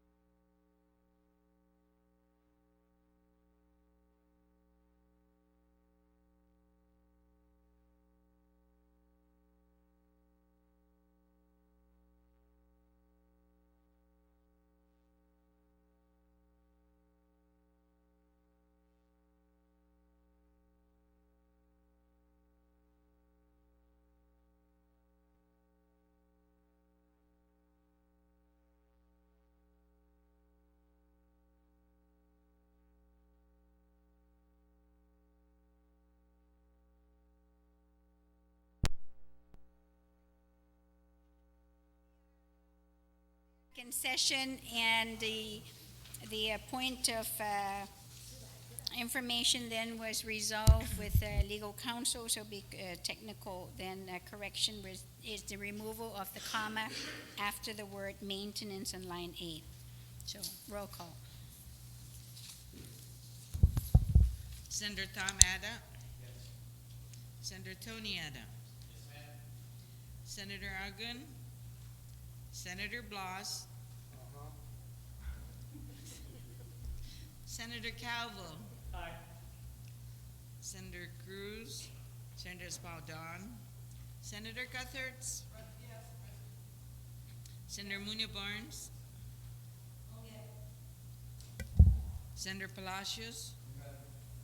Senator Pangilinan. Yes. Senator Respicio. Yes. Senator Taitogui. Yes. Senator Tenorio. Yes. Speaker Wampet.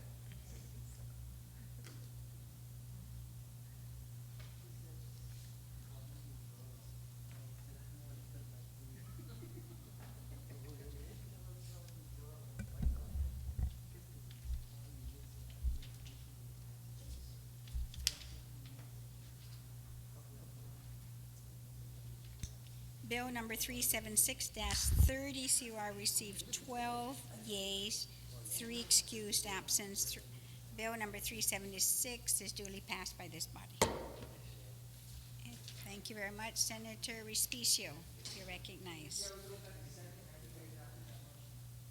Okay, so Just as a point of order, Madam Speaker, the motion we adopted was that after voting, we would revert back to the second reading file and resume discussion on that bill.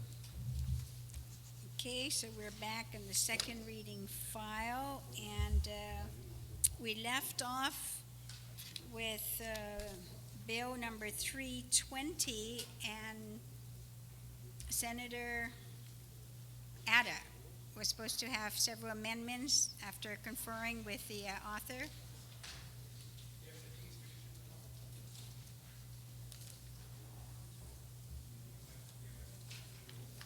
Senator Ada, your amendments? Oh, you're not ready yet? Yes, we can dispense a discussion then on 320. And actually, it's Senator Pangilinan again, Bill number 350.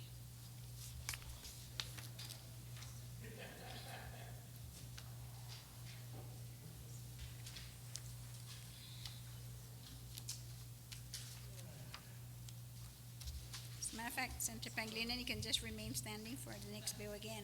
Thank you very much, Madam Speaker. Madam Speaker, I'd like to move that Bill 350-30 COR be placed in the third reading file, and I'd like to speak on the motion. Please, you may continue. Thank you very much, Madam Speaker. Madam Speaker, Bill 350-30 would do one very simple thing. It would remove the exemption of federal employees, federal government expenditures in the purchase, and foreign government expenditures in the purchase of transit lodging from being assessed the hotel occupancy tax. This came to light in some of our meetings. It happened during the DEIS review process. It happened during a public hearing on matters regarding the Tourist Attraction Fund and where leakages may occur. And some of the things that were noted as being beyond our control. And one of the things that the industry experts had actually said was leaking was that when a federal employee who's on per diem comes to Guam, or even a federal contractor who's working on behalf of the federal government comes to Guam and rents a hotel room, they're sometimes given a voucher by the federal government or by the travel agent that says this is federal expenditure and therefore not subject to the hotel occupancy tax. Now, we always thought and that was because it was a federal government requirement. And when we researched the matter, we were able to, with some help from some of the other individuals who had been concerned about this leakage, directed us, and we saw that it really was an exemption that was passed by local law, and that there was no requirement under the federal statutes that these expenditures from foreign governments are to be exempt from the hotel occupancy tax. I know that when I go to Washington, D.C., and I rent a hotel room, that even if I am traveling on official government business, I still have to pay that transit tax or hotel occupancy tax in Washington, D.C. You should know, Madam Speaker, having just returned from Washington, and when you look at your bill, that there is a tax there and that you pay for it even if you're on federal business or government of Guam business. So it didn't really make sense why we would do so when we're not given that same courtesy, maybe you might want to call it, or even, reciprocity in this respect. And there's no reason to do so. And so based upon the research that we've been able to ask, I also sent a letter to the Congresswoman asking her to see if there was any federal prohibition against assessing these hotel occupancy taxes on those types of federal expenditures by federal employees or federal contractors in the procurement of hotel rooms. And my assumption is there's none, because we didn't get any kind of response from the Congresswoman's office. So what we're doing here with the federal buildup is that we're going to be spending 2.6 billion. Some of that's going to be from federal contractors coming into the island, renting hotel rooms, GAO staffers, military personnel, all paid for and traveling on a per diem, so it doesn't really affect their pocketbook directly, would have been exempt from the hotel occupancy tax, and it could remain and amount to something significant. And so this bill, with the support of my good colleagues and chairman of the Committee on Tourism, would remove that exemption and allow us to then assess that, as happens in almost all other jurisdictions across our country, and even in foreign countries. I know when I've traveled to Japan or Taiwan, way back, on government travel, that when I look at my bill, there is the occupancy tax, there's a hotel tax assessed on the bill, even when I'm traveling again on official business. And there's no reason why we should continue to extend this exemption to these type of travelers where we're subject to the taxes in their communities and their jurisdictions. So this bill would, again, very simply remove those exemptions. It'll allow us to assess on an even basis these hotel occupancy tax for all travelers traveling to Guam and purchasing hotel room nights in our community and in our industry. It'll help us shore up the tourist attraction fund, ensuring that we collect these funds, and give us additional resources to continue to support the growth of our tourism industry, the growth of our effort to support the new branding that we've gone and embarked upon in terms of trying to link and showcase the local culture of Guam, the local people of Guam, local values of Guam, which are so important in today's competitive tourism marketplace. No longer is it sufficient to just promote ourselves as, sand and shopping and sun.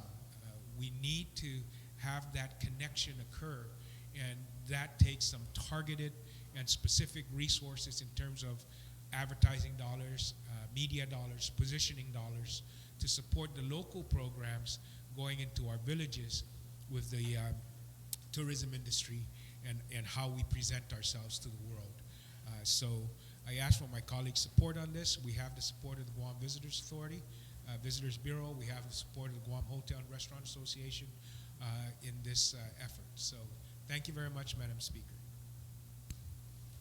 Thank you very much, Senator Pangilinan. On the motion, Senator Palacios, you're recognized. Thank you, Madam Speaker. Madam Speaker, I rise in support of this bill, Bill 350-30. I cannot imagine any good reason to continue with this policy. In fact, when we travel, even at government of Guam expense elsewhere, we don't enjoy this kind of tax exemption. So I don't see the continued application of this. I, however, want to ask a point of clarification, just for clarification, from the author of the bill with respect to if this government were to contract a consultant or another individual from outside this territory and then to bring him here and provide that accommodation, of course, this government will pay for that. Will this government then be subject to the imposition of this TAF tax? I don't object to that. I just want to bring that out to clarity so that we may have to pay then in behalf of that consultant that we bring in. I just want to... Senator, do you yield to the question? Yes, we would. That would be, assumingly he'll build that into his cost proposal, just as he does now on the GRT. So when we contract with a outside entity, you'll see in their billing a cost provision for GRT. So they'll just have to put in a cost provision for hotel occupancy tax should they be required to include Guam visits on their et cetera, et cetera. So either that or they take it out of their profit and let the market really compete. Thank you. Thank you very much. Senator That's all. Yusuf. Yes, thank you, Madam Speaker. I rise in support of the bill. Thank you. Senator Respicio on the motion. Thank you very much, Madam Speaker. Madam Speaker, I just want to quickly rise in support of this bill. I want to recognize and commend both co-sponsors for recognizing the kind of leakages that currently occur and how we collect the revenues which fund our government operations. In this case, we know that the Guam Visitors Bureau is funded by the Tourist Attraction Fund. We know that the monies deposited in the Tourist Attraction Fund comes from the hotel occupancy tax. And as the good speaker pointed out and explained the genesis by which this bill is introduced, the background, recognize our chairman of the Tourism Committee, I want to add to that, Madam Speaker, by saying that it took our vice speaker, our chair on tourism, to go down to GVB in one of their board meetings and basically just scream at them. The vice speaker asked why they're not taking a position with respect to this military buildup and the impact alone it would have on our tourism industry by way of not having these people pay the hotel occupancy tax. So theoretically, Madam Speaker, if our hotels are occupied by all these federal contractors as opposed to being occupied by tourists, then the hotel occupancy taxes will not be collected because they will not be charged. And so if they're not charged and not collected, then GVB will not have money by way of the Tourist Attraction Fund, and then you'd have that vicious cycle repeating itself up until the point that these two gentlemen, these two great senators had to step in and say that enough is enough. And I want to be among those senators, and I want to be among our colleagues to say enough is enough as well, Madam Speaker. And we have to look at these kind of leakages and move to implement these kinds of bills which would make sure that people pay their fair share regardless of whose dime it's on. Even more so that it's on the federal government's dime, they should pay for any local mandates that we impose upon them. So I rise in support of this bill. Thank you very much, Senator Respicio. On the motion, are there any other speakers? There being none, Senator Pangilinan, would you like to close or send it down? On the motion to send then 350 down to third reading without any objections, so ordered. Thank you so much. 351. Thank you very Senator much. Pangilinan, you're recognized. Thank you very much, Madam Speaker. Madam Speaker, I'd like to move that Bill 351-30 COR, as substituted by the Committee on Appropriations, Taxation, Banking, Insurance, Retirement, and Land, be placed in third reading file. And I'd like to speak on the motion. Okay, please proceed. Thank you very much, Madam Speaker. Madam Speaker, the bill would add a new article, in Article 3 to Chapter 36, Title 18, relative to the establishment of a secure and fair enforcement for Mortgage Licensing Act. This is a bill that is part of a national effort by the federal government to ensure that the public who interact with individuals who are in the business of originating mortgages and brokering mortgages outside of the banking industry as employees of the bank are subject to licensure requirements that include things as background checks, things like education requirements to understand the customer service, financial instruments, and so forth. And this is, again, part of the Safe Mortgaging Licensing Act of 2010. The accessibility to mortgage credit, is the hallmark and the bulwark, really, of any community. The goal of our communities, in most instances, is to try to encourage home ownership by our individuals and families. And this is provided in many different ways. Traditionally, provision of these mortgages have been through bank institutions, savings and loan associations. But through the improvement and development and evolution of financing instruments, as well as financing institutions and service institutions, in our nation and in our communities, we've had individuals and systems develop where the financing customer is provided to the financing institution, not through the direct effort of financing institution itself. And these are called brokers. And they are basically called mortgage brokers, mortgage originators, that then sell off the customer to the bank or the savings and loan, and they get the actual money from them. But the whole process of helping this person qualify for the credit, fill in the applications, etc., is done by an independent third party independent of the financial institution itself. And so what we've had, of course, as you saw happen in the nation, is that there's been a lot of things that are done that are not in keeping with ensuring that these transactions and the individuals being provided to these financial institutions as qualified buyers are indeed qualified buyers. And what we've had is when you kind of put these individuals into financial obligations of mortgages that are way beyond their ability to afford these mortgages, you had basically what you've had happen is we have this problem in the markets because these individuals' ability to repay their mortgages are sold and packaged in the mortgages that they're given and then resold and repackaged to financial institutions, investments, retirement funds, companies, etc., that rely on these individuals' ability to repay that. Once that disappears because there was something not right at the front end, we have the financial collapse that occurred. You know, maybe it's like kind of tracing ourselves back to Adam and Eve. You know, we can probably trace the financial collapse of the entire economy in the housing mortgage industry to that one guy who shouldn't have been given that $500,000 loan. And we gave that guy that $500,000 loan. Then we said, okay, we'll sell it and we'll package it and sell it. We'll package it and sell it. And all of a sudden, that one $500,000 loan is $1 trillion worth of derivatives out there in the market. And when we finally told that guy, pay up, he can't. And how? Because the guy who originated this mortgage inflated his income, didn't report his liabilities correctly, and got that loan when he shouldn't have.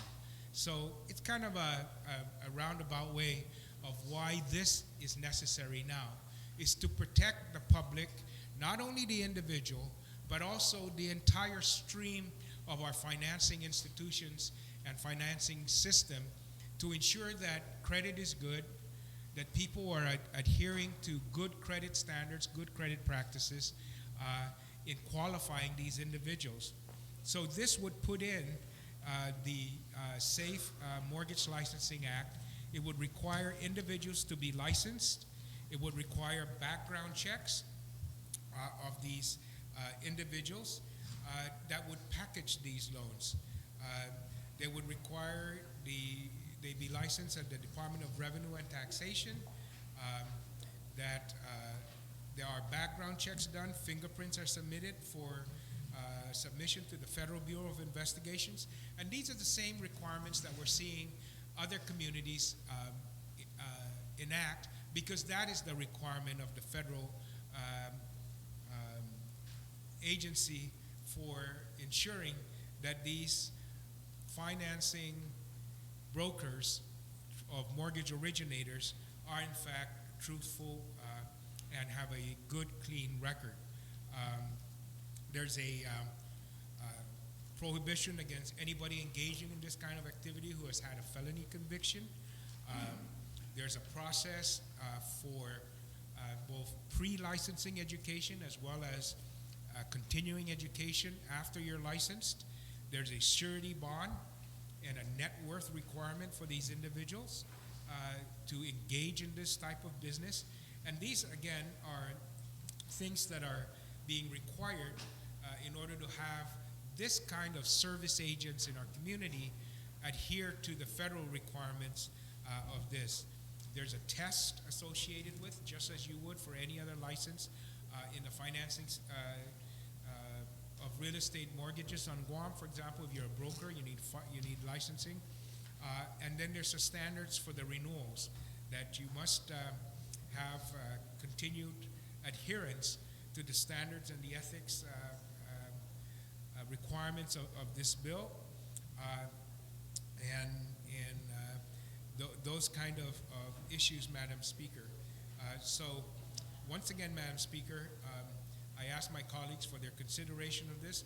We developed this bill in conjunction, once again, with the good chairman of the Committee on Tourism, Senator B.J. Cruz, as well as the Department of Revenue and Taxation and the National Association of Insurance Commissioners, all work off a boilerplate template with some slight modifications for local law. And those have been incorporated in here, things like requiring adherence to the open government law, etc. So I ask my colleagues for their support on this matter. It's kind of dry in terms of the subject matter, but certainly it's what is needed to ensure that we're able to provide this kind of service to individuals in our community looking to finance their homes and not dealing directly with financing institutions. So thank you very much, Madam Speaker, and I'd like to move the bill down to third. Thank you very much, Senator Pangilinan. That was a very good explanation for a topic that's so dry, but very much important. So on the motion and without any objections, so ordered.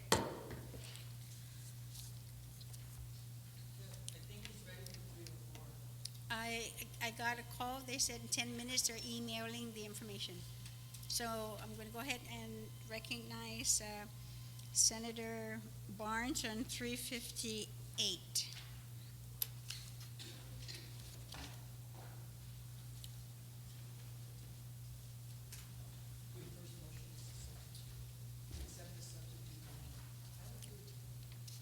This is 378 as introduced.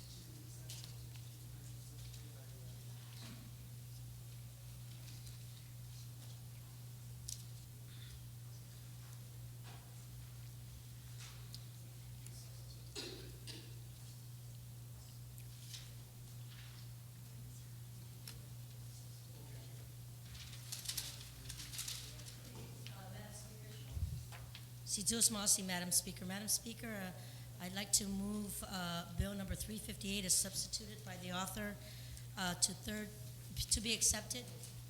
Okay. And everyone has a copy of the substituted bill? Okay. It's the one that does not have a number on it, but it's 358 as substituted by the author. So dash 30 COR. 30 COR. Clerks, do you have the copy of that? Okay, so the motion then is to accept. Are there any objections? No objections, and so ordered. Senator Guthertz? I'm so sorry, Senator. You're so sweet. Senator Munya Barnes. The motion then to place on third reading. Thank you, Madam Speaker. Madam Speaker, this bill is an act to repeal and reenact Chapter 18 of Title 10 motion of... to place on third. I'll move to third reading, and I'd like to speak briefly on it, Madam Speaker, if I may. Please continue, yes. Madam Speaker, thank you very much again, Sidus Masi. This Bill 358 is an act to repeal and reenact Chapter 18 of Title 10 of the Guam Code Annotated, which is the Barbering and Cosmetology Act of 2000. Madam Speaker, as you know, that the Board of Cosmetology, who falls under the National Institute of Cosmetology, has been working really hard in reference to updating the Barbering Act of Cosmetology Act of 2000.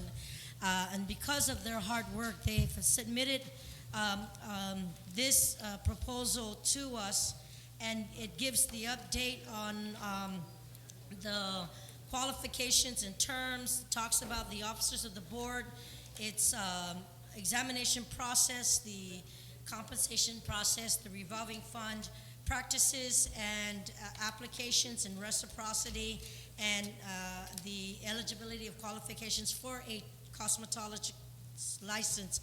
And like I said, it's in detail. We've had a couple of public hearings, Madam Speaker, and in close collaboration with my colleague who introduced a previous bill, and just making sure that the Cosmetology Barbering Act is updated and it's accepted and has been supported by the cosmetologists and the board, the cosmetologist community and the board. I'm just going to ask that my colleagues support this bill, and it is intensive. It includes reciprocity for the specialties, and also just brings up the training for the instructors on cosmetology. So thank you for giving me this opportunity to speak briefly on this bill, and I ask that my colleagues support the same. Thank you. On the motion to send Bill 358-30, Senator Taitugi, you are recognized. Thank you, Madam Speaker.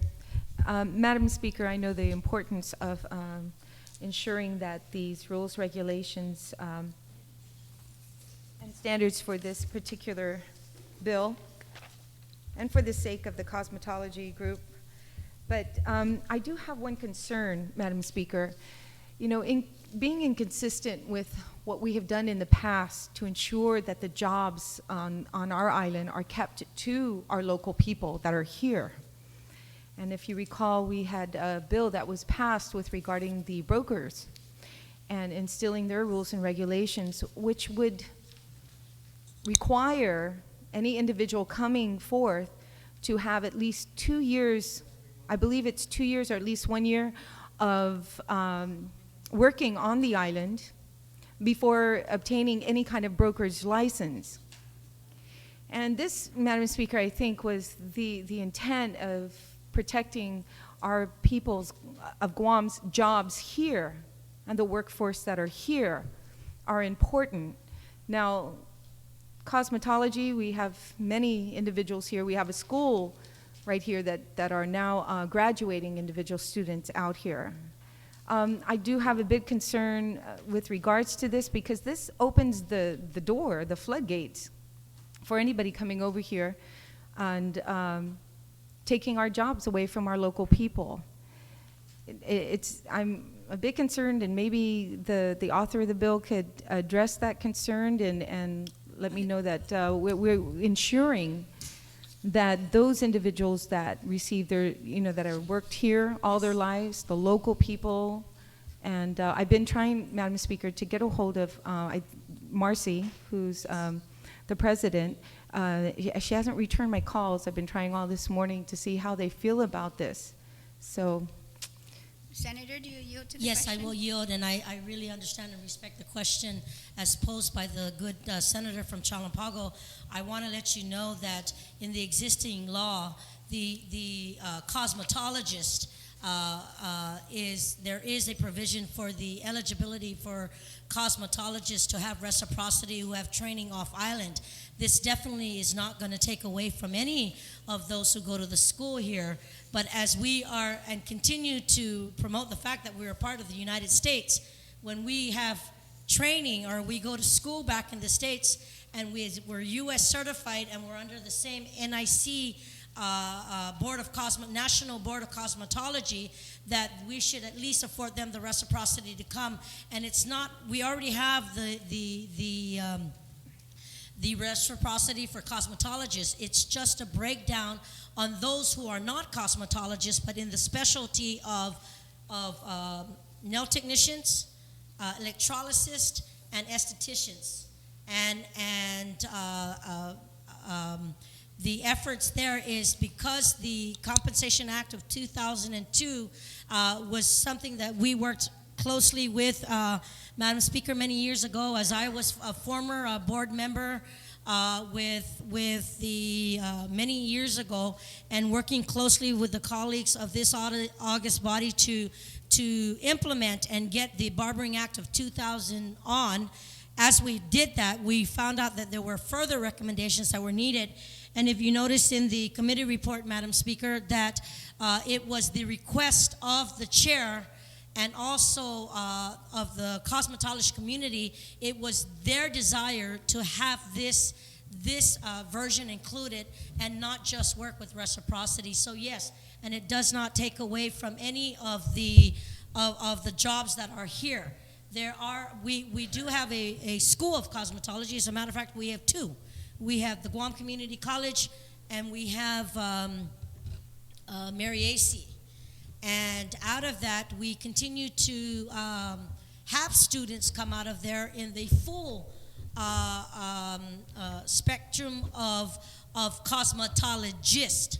But in as far as just doing the specialties, we do not have certification for that right now.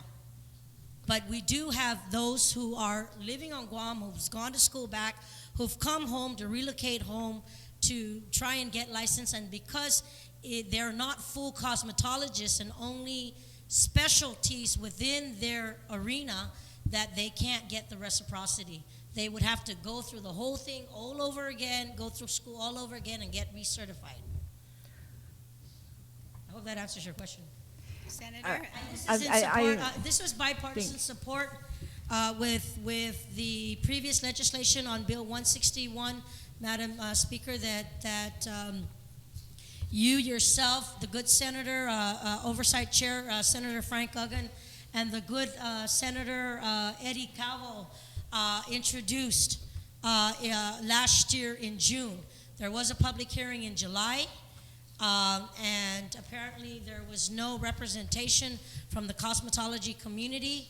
On my legislation, Bill 358 was introduced just to take care of the component of reciprocity as it comes to specialties, which is just the specific sections or division that fall under the cosmetologist arena. And what we wanted to do was make sure that we specified that if there is a certification or education for that within the United States or their jurisdiction, that they can come and apply for a license here, but it doesn't take away from them having to pay for all the licenses to get accepted here, which is a part of the Department of Public Health. Thank you, Senator, for that. But I'm looking at this, and I'm looking at reciprocity on page 6 for manicurist and nail technician.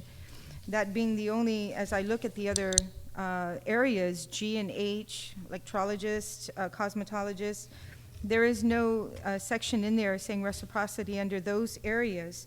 And if I can, Madam Speaker, because I'm still a little bit confused, with regards to this, I don't see anything in here stating that the individual coming over from the mainland, coming to work in Guam, is required at all to...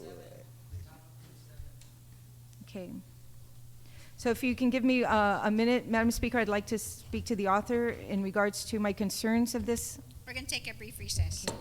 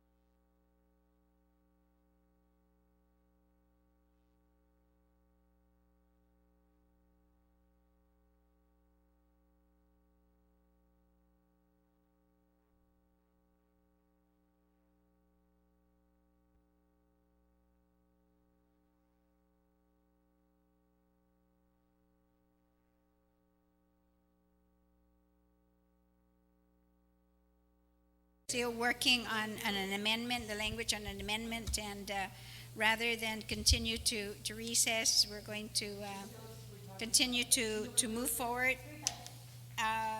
So Senator Respicio, you're Thank you very- recognized for an amendment. Thank you very much, Madam Speaker.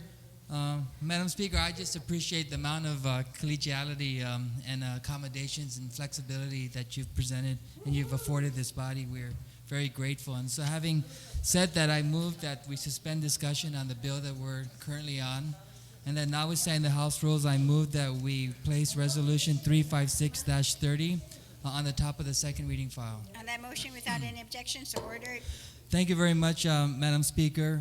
Resolution 356-30, introduced by myself, yourself, Speaker Wampat, Senator Guthers, Senator Barnes, Senator Atta, and I make a motion that this be placed in the voting file. But first, I want to say that it's relative to expressing the support of Imina Trenton Legislature and Guahan, the 30th Guam Legislature, for the joint application of Continental Airlines and Continental Micronesia to the United States Department of Transportation, U.S. DOT, relative to their February 16, 2010 request to provide nonstop service from their airline hub in Guam and their airline hub in New York to Japan's Haneda Airport, which is the closest international airfield to Tokyo's business district. I move that this be placed in the voting file with some discussion. On that motion, then, without any objections, so ordered. Thank you very much, Madam Speaker and colleagues. I'm very happy at this point to report on behalf of the Speaker and Senator Barnes and Senator Espaldon that this resolution was born out of a very productive meeting that we had with the U.S. Department of Transportation, our last bipartisan trip that was headed by our Speaker to our nation's capital. While we were meeting with the Department of Transportation, we made it very clear that we have to strike at every opportunity we have with these types of face-to-face interactions. And beyond discussing with the Department of Transportation the $50 million Tiger grant that was recently denied and their move to reprogram funds from the Department of Defense existing fiscal year 2010 budget to make as much as $50 million available to retrofit the port so that it would not be a choke point in dealing with this massive military buildup. We also took that interaction and that meeting, we took that opportunity to bring up one of our major airlines' application to the U.S. Department of Transportation to grant Continental Airlines to have direct flights from Haneda Airport to the Guam, to the AB Wampat International Guam Airport. And this resolution would have the legislature join in the Guam Visitors Bureau support for this, join in Congresswoman Berdalio support for this petition to have DOT grant this direct flight. And the reason why, Madam Speaker, we have to join in Continental's petition is that to increase this flight from Haneda to Guam would certainly capitalize on the concept of open skies, which is aimed at boosting competition and lowering fares for consumers by capping government interference in airlines' decisions about routes, capacity, and pricing. And it basically would, this new route, as GVB has argued, as we're arguing now, would assist our current tourism and have more opportunities for Japanese people to travel between Tokyo and Guam, specifically the Haneda Airport. And I just want to take a moment to, for the public record, to congratulate Continental Micronesia. They're the single largest employer here on the island. Commend them for believing in Guam and for investing in Guam and for being the mainstay of our tourism, the engine that drives our tourism economy. And so this resolution, we've also made great contacts with the U.S. Department of Transportation, Madam Speaker, and they invited us to present a formal resolution endorsing this petition made by Continental Airlines, and we're taking advantage of that opportunity, and we want to pass this resolution, and we want to send a message to the U.S. Department of Transportation that this body, on behalf of the people of Guam, certainly in support of something like this. And so I thank you for allowing me to put this on the top of the second reading file, and I thank you for allowing me to make that motion that we send this down to the voting file. Thank you, Madam Speaker. Very well. welcome Senator Taitui. Thank you, Madam Speaker. Madam Speaker, this resolution that I'm looking in front of me, it's the first time I was able to see it. And I remember that there was a letter sent out to all of our senators asking for support for Continental. As I researched it further, I found that there are other airlines out there that had the opportunity to bid after this, for this route as well. And I'm a bit concerned about it. Maybe that since you had the opportunities to speak with somebody in Washington, D.C. about this, that you can assure me that we are not just patronizing one or supporting one entity, but that this particular stop and route was open to other airlines, such as Delta, which was Northwest, but now is Delta, and other carriers as well. If maybe you can, okay. So, if you can yield to a question, please. Thank you, Madam Speaker, and I thank the Senator for asking that question because we would remove any doubt that we're favoring one airline over the other. And in the correspondences and the communication we were able to get from the Congresswoman's office, it appears that the Guam Visitors Bureau, as well as the Congresswoman, specifically endorsed Continental's petition. And so I'm not aware personally if there's any other airlines that have been based on Guam. I'm not sure if they did submit a petition for this specific route. Even in dealing with the U.S. Department of Transportation, Madam Speaker, one of the special or the assistant secretaries that handles this division was aware that Continental did submit an application and there were no other mentions of any other airlines.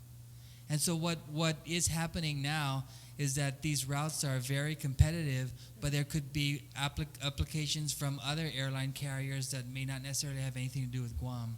And so the U.S. Department of Transportation has the ability to set routes, and only a certain number of routes are opened up annually, and when they open, then you have these airlines go in and make these kinds of petitions. And so Continental has petitioned the U.S. Department of Transportation that they grant the approval of having a route from Haneda to Guam, but I'm not aware that other airlines have done so. Yeah. Other airlines based on Guam. Other airlines based on Guam. Yeah, thank you, Madam Speaker. Thank you, my good senator from half of Chalampago and half of... it is a concern, and if I can just take a moment to speak with the author of the resolution and to verify that, because then again, if we do something like this, we're favoring one airline, and as you know, Madam Speaker, it would be nice to have several airlines coming into our island to give us that opportunity to lower our cost for our airline tickets, so we don't want to have this particular resolution favoring one. So if I can have a moment with... Just an additional point of information, if what the senator's saying is true, then why would GVB just, I could give a copy of the endorsement letter made by the Guam Visitors Bureau Board or the Congresswoman. Why would they specifically write a letter of endorsement or a board resolution endorsing this application if it's true that for example, Delta or any other airline, Japan Airlines, made this same petition? I agree, Madam Speaker, and maybe we can clarify that too, because as we know, GVB patronizes Continental on many occasions and are offered discount tickets for GVB for their promotions off island. So if you can give me a minute, I'll be able to confer with my... We'll take a minute recess.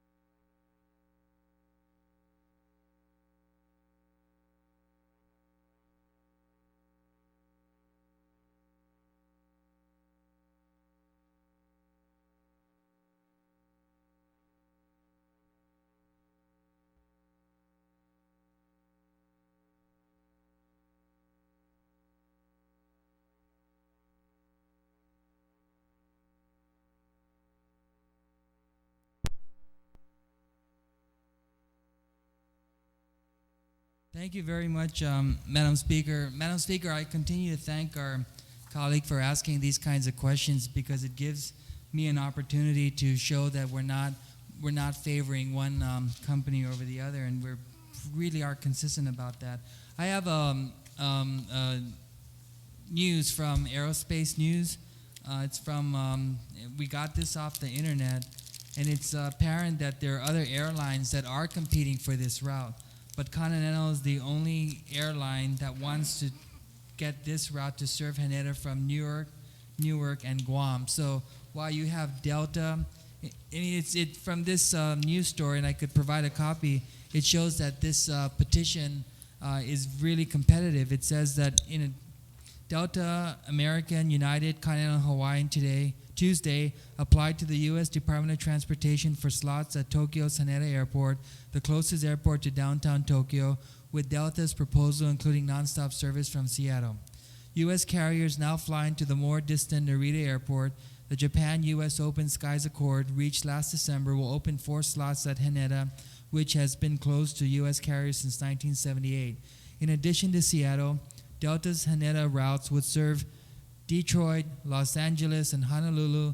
American Airlines proposed daily flights from Los Angeles and New York's John F. Kennedy International Airport, while Continental wants to serve Haneda from Newark, and Guam, United from San Francisco, and Hawaii from Honolulu. So to be absolutely clear, Continental Airlines is the only carrier among the carriers that applied to get this route that wants to service Haneda, have a service route from Haneda, Newark, and Guam. So certainly we have to, like I said, take advantage of this relationship that we've established with high-level officials at the U.S. Department of Transportation, and by the way, this resolution, make a pitch that we absolutely need them to approve this because this would help our tourism, which is why I'm sure the Guam Visitors Bureau Board of Directors submitted their support by way of a resolution, and Jerry Parrish submitted a letter, and our Congresswoman Madeline Bordallo has done the same. And so I'd like us to follow suit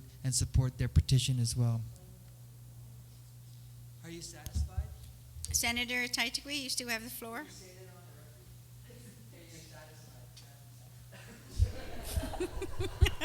Thank you, Madam Speaker, and I'd like to thank my good colleague for, explaining that to us, having some documentation to it, and solidifying that my signature on this resolution and my support on this resolution will be a support of yes, and I am satisfied. Thank you. Thank you very much. So on the motion then to send Resolution 356-30 LS to the third reading file without any objections to order. So Senator Barnes, we're back again to 358. Are we ready with the rest with the amendments?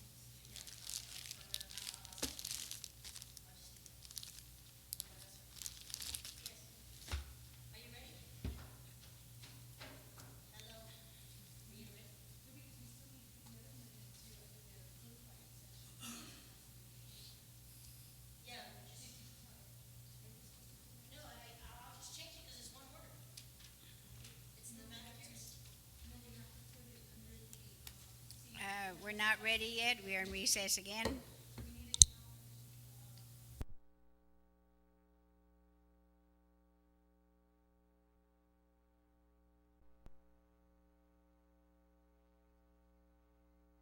A motion to, we're still not ready on 358.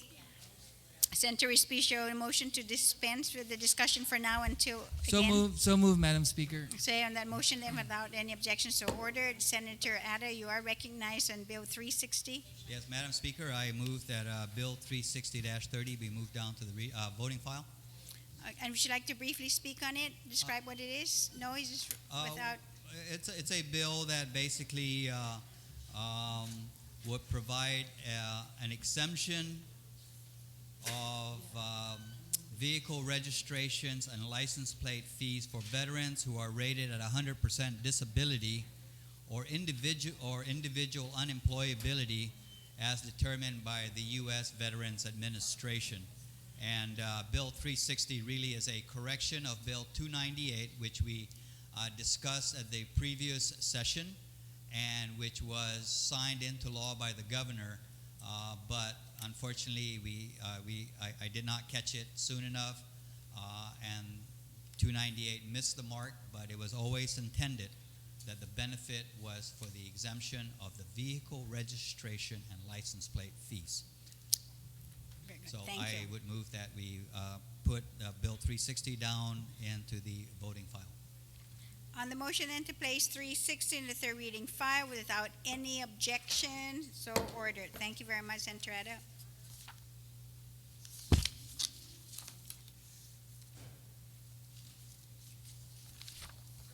Your amendments? We're going to take again a recess until we get your amendments. Okay, very good. Thank you.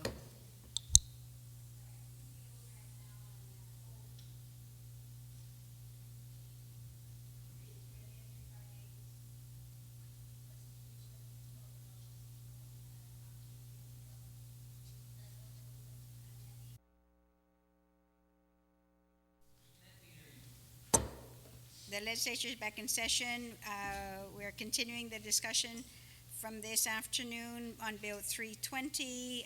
Senator Etta, you are working on an amendment with the author, so you are recognized then on the First Amendment. Thank you, Madam Speaker. I've passed out two amendments, and on the upper right-hand corner, you'll see there it says Amendment Number 1. I'd like to offer Amendment Number 1, which amends on page 2, Section 2. In the original bill, it proposes to remove any generating capacity limit. The new language now would then actually read as follows. And this is in the definition section, that the net metering system means a facility for the production of electrical energy that, and then it talks about the different types, uses fuel cells, microturbines, wind, solar energy, etc. And then under C2, it further defines net metering as an electrical energy that has a generating capacity limited to the following, provided that the rated capacity of the renewable energy generation does not exceed the customer generator power service entrance capacity.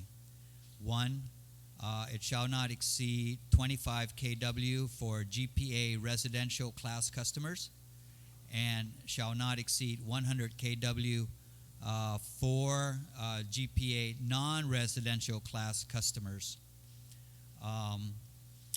And then second amendment and then the next amendment to Section 2 is that right now the existing law simply stipulates that the net metering system is located on the customer generator's premises, and we're expanding that to clearly say that net metering system is located on the customer generator's single continuous premises and does not serve loads outside the customer generator's single continuous premises. So, in other words, you can't have somebody like, for example,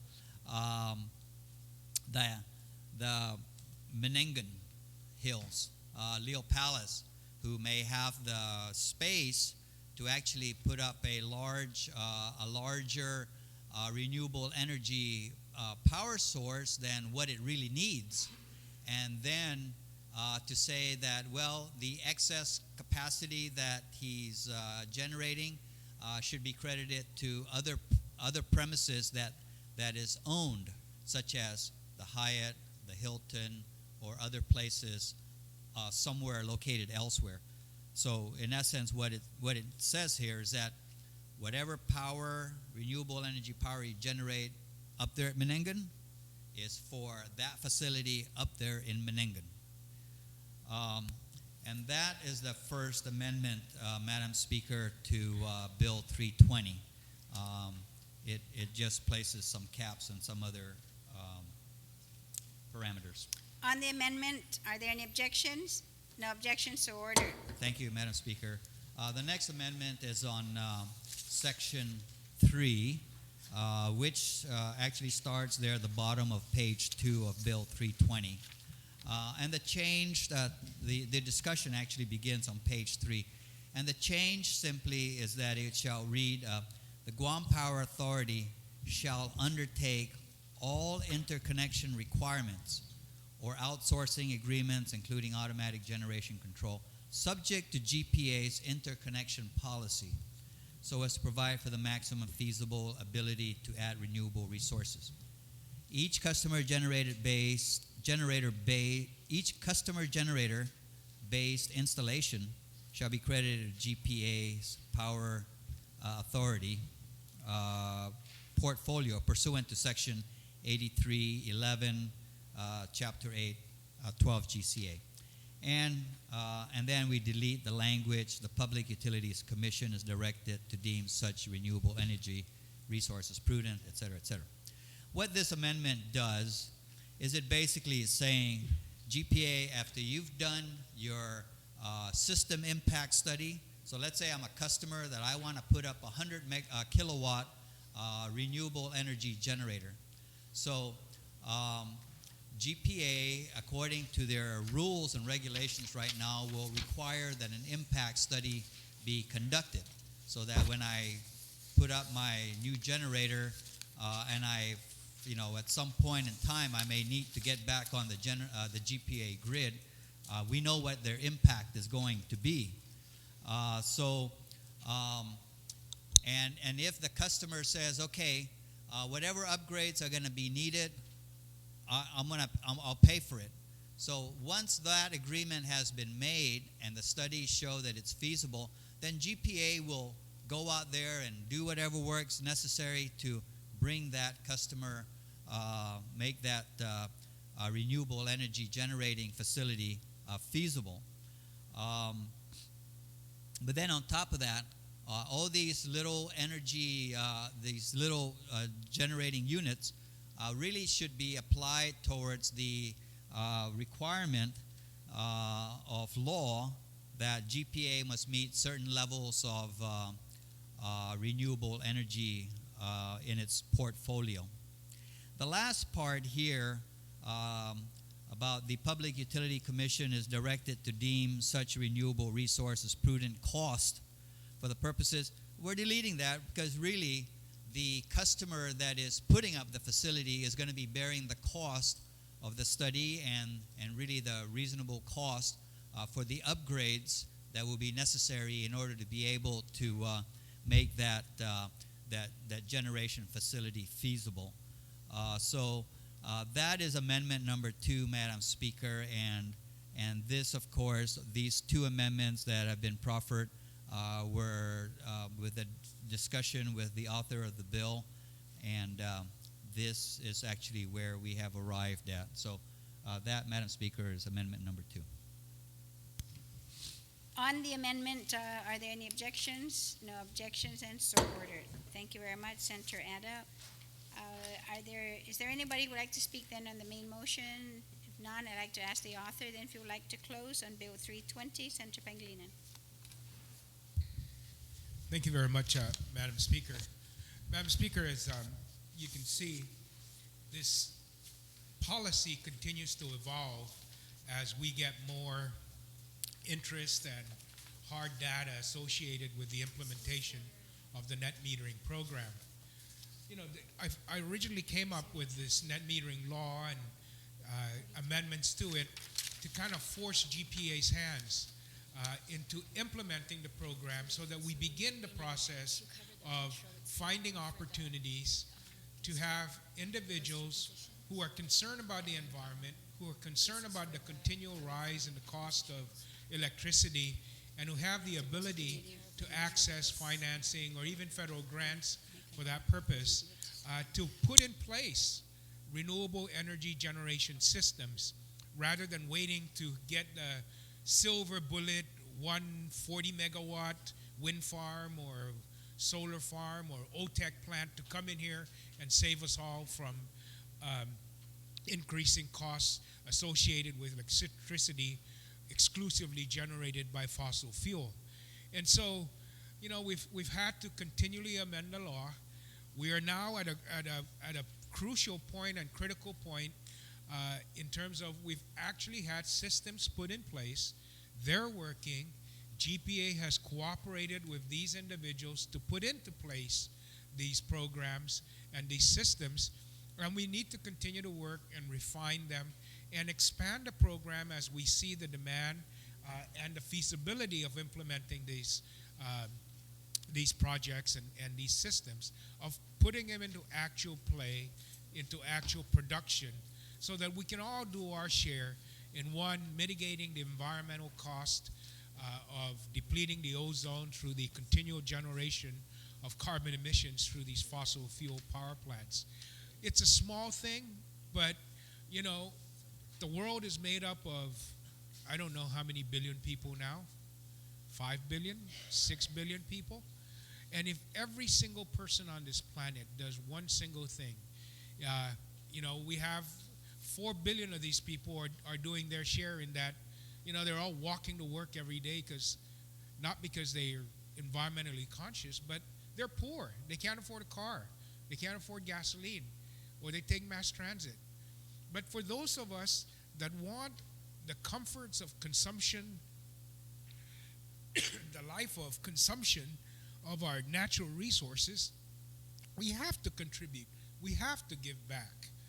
And this is one way of allowing individuals and communities to give back to the environment, to give back to Mother Earth and Mother Nature, to help it heal and regenerate itself, so that we leave this place, this earth, a little cleaner, a little better than when we found it. And it is all of us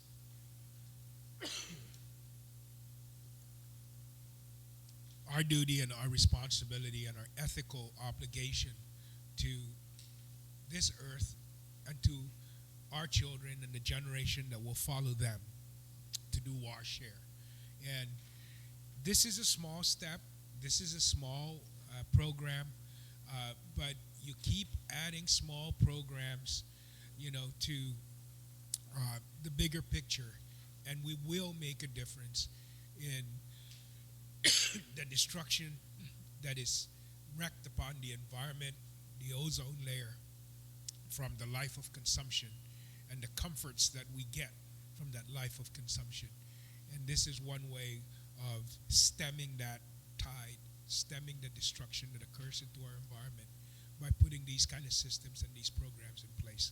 So thank you very much, Madam Speaker, and I want to thank the cooperation of the Chairman of the Committee on Utilities for his work on this bill. And I moved that he be the second co-sponsor on the bill. Thank you. I think I need to go back and heal myself. On the motion then to place Senator Tom Atta as the second co-sponsor without any objections, so ordered. And on the motion then also to send Bill 320 as substituted and amended on the floor to third reading file without any objections, so ordered. Another bill that was dispensed with was 320 and 358, and I recognize Senator Taitigui with, I understand, with a couple of amendments. Thank you, Madam Speaker. Madam Speaker, I would like to proffer an amendment to Bill 358, and I believe all my colleagues, as well as yourself, should have this in front of you. And basically, it's add a new paragraph to 1814 on page 18 follows. If an applicant receives a cosmetology license under the reciprocity conditions of this section, such licensees shall be employed by a Guam licensed cosmetology business and practice the art of cosmetology on Guam for a period of not less than 2 years before such licensee may obtain a business license to establish a cosmetology business on Guam. And if I may just speak on the amendment briefly. Continue. Madam Speaker, this amendment stays consistent with what we've done in previous bills. And Madam Speaker, like yourself and our colleagues here, we've spent a lot of energy in ensuring that with this military buildup, that our people on Guam still have a source of making an income and providing for their family. We saw when certain companies would come into Guam and all our mom and pop stores started disappearing. And this is just another area that may disappear as well. The barbershops, the beauty salons that we've patronized for many years, and many of them, Madam Speaker, have stayed alive, even the fact that they didn't make any profit for that month because it was slow or whatever the reason, maybe a typhoon, lack of power, but they still stayed alive and they shouldered that burden and that expense. Madam Speaker, this will ensure that those mom and pop stores, the beauty salons that are open and barbershops are open can stay open. We don't want to have an influx of individuals coming onto this island and taking away those opportunities for our own local people. So this amendment basically stays inconsistent, like I said earlier, Madam Speaker, with bills that we've passed before. And I ask my colleagues to support this amendment. Thank you, Madam Speaker. Thank you very much, Senator Taitigui. On the amendment, is anyone who would like to speak on the amendment? There being no objection then to the amendment, so ordered. On your second amendment? Thank you, Madam Speaker. Madam Speaker, the second amendment is in two parts. And it's basically on part one, strike the last sentence of the first paragraph on page 7, said person is. To strike that out. On page 7. One second so we can find it. Last sentence of the first paragraph. Right. Since there are no lines. Okay, said person is. And strike that out. Are the clerks able to follow this? Yes, said the last line of that paragraph on the top. Yes. So then the sentence will start out as to have held. Right. Yeah, to strike that out. Said person is to have held appropriate license for a period of no less. The whole sentence? Yes, ma'am. Oh, okay, not just said person is. Yeah, starting from so said the person last is. sentence there, Yeah, I the whole apologize, Madam sentence. Speaker. I should have Okay. elaborated on that. All right, so on the amendment, any comments? No, none? I'm going to divide the question here and do this first. So are there any objections? No objections are ordered.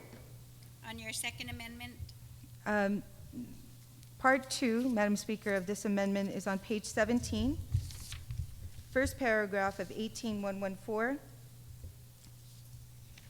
After the words properly licensed, add the words for a period of 2 years. After properly Licensed? licensed for a period of 2 years in any state or territory of the United States. That's Yes, how it Madam reads. Speaker. Okay. Is everybody able to follow, clerks? Okay, on that amendment, anyone would like to comment? No, none. Therefore, any objections to that amendment? None, so ordered. Thank you, Madam very Speaker. much. Okay. On the motion, Senator, anybody else? Anybody has an amendment? Senator Palacios, you're recognized then on Bill 358. Thank you, Madam Speaker. Madam Speaker, it is not an amendment, rather an inquiry. First of all, I was looking at the effective date and what would be the effective date in this case. I understand that this is to repeal and reenact the whole statute itself. So the reason I ask this is, for example, on page 26, there are some provisions here where it says the board shall promulgate rules and regulations according to the AAA process. The fees, the board shall promulgate rules and regulations to charge for fees according to the AAA process. So what would be the technical implication of this then with respect to this? Having repealed this whole thing and then reenact,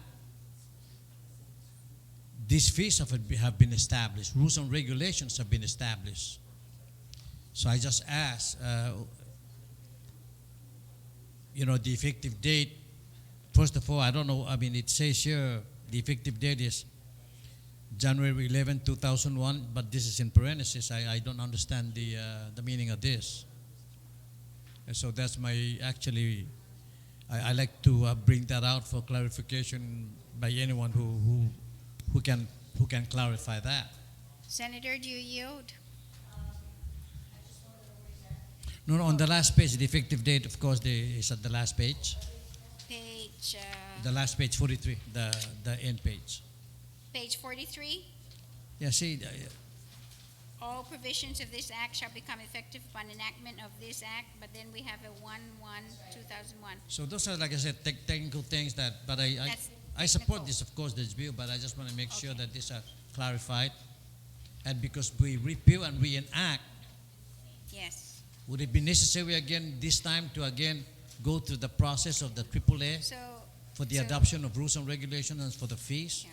Because those have been adopted already. So, Senator, I'll go ahead and entertain an amendment from you just to delete that bracket of 1/11/2001, even though it's technical, but we'll do it now.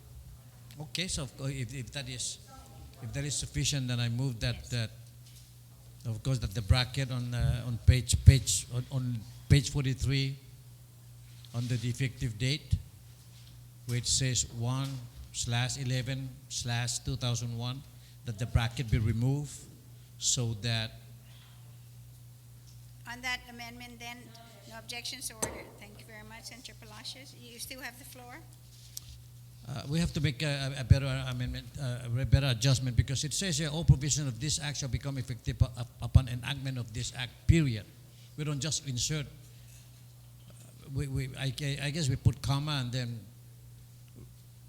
which is January 1st, 2001. Would that be the language? Oh, no, because it's beyond 2001. That's already. Okay. Yes. So this is the new amendment now, so therefore be upon the enactment of this new legislation.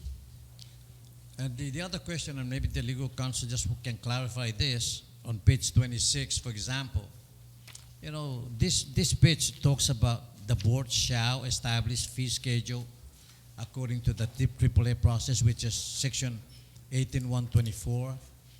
And then, for example, on the very top, on page 26, it says the board shall promulgate rules and regulations according to the AAA process. And what is the implication then of the repeal and reenact? Because these are already established. Would this still remain intact then, as if they had already been heard and went through the AAA process? I don't know. We're going to take a brief recess so we can ask legal counsel. Thank you.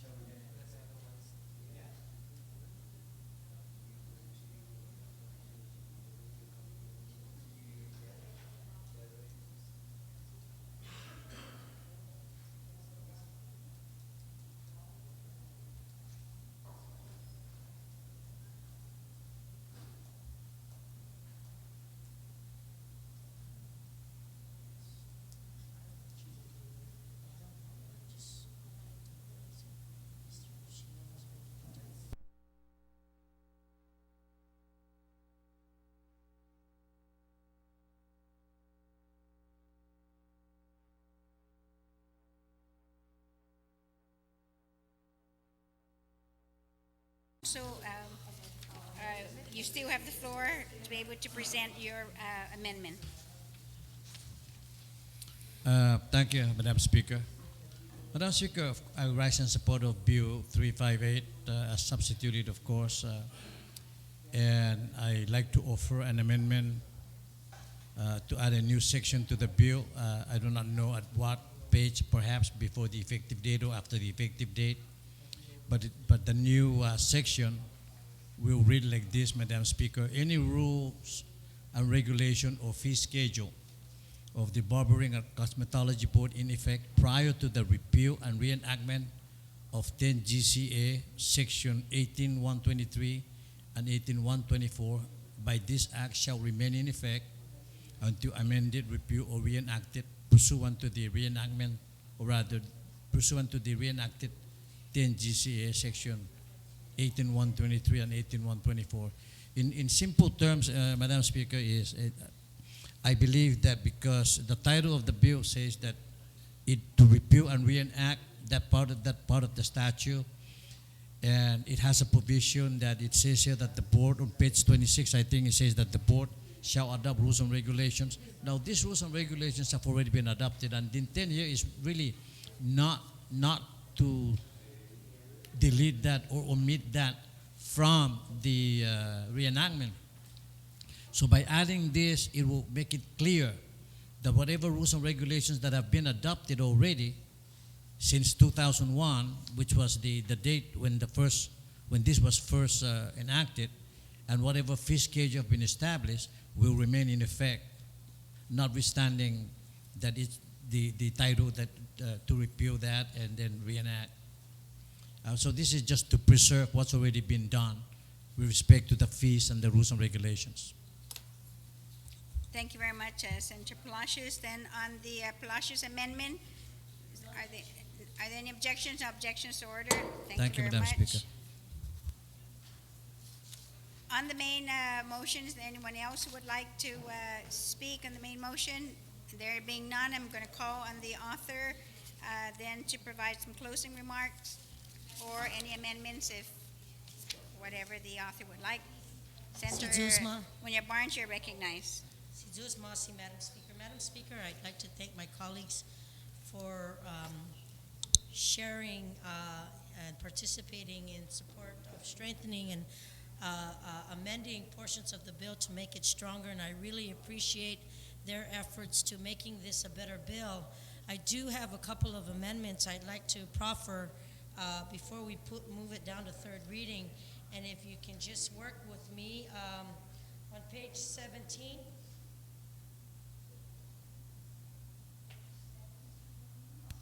One moment. There was an amendment that was previously proffered by Senator Tydekwe. It says, after the word properly licensed, add the word for a period of 2 years. Yes.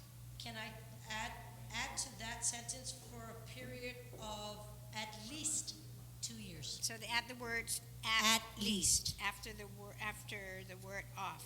Yes. So it'll be properly licensed for a period of at least 2 years. Are there any objections to the amendment? There being none, so ordered. Thank you very much. Anything Okay, else? and the other amendment is on page 17, and it's just to this amendment, Madam Speaker, on the bottom of page 17 on the triple I, on that second line after electrologist, comma, adds the word manicurist or nail technician.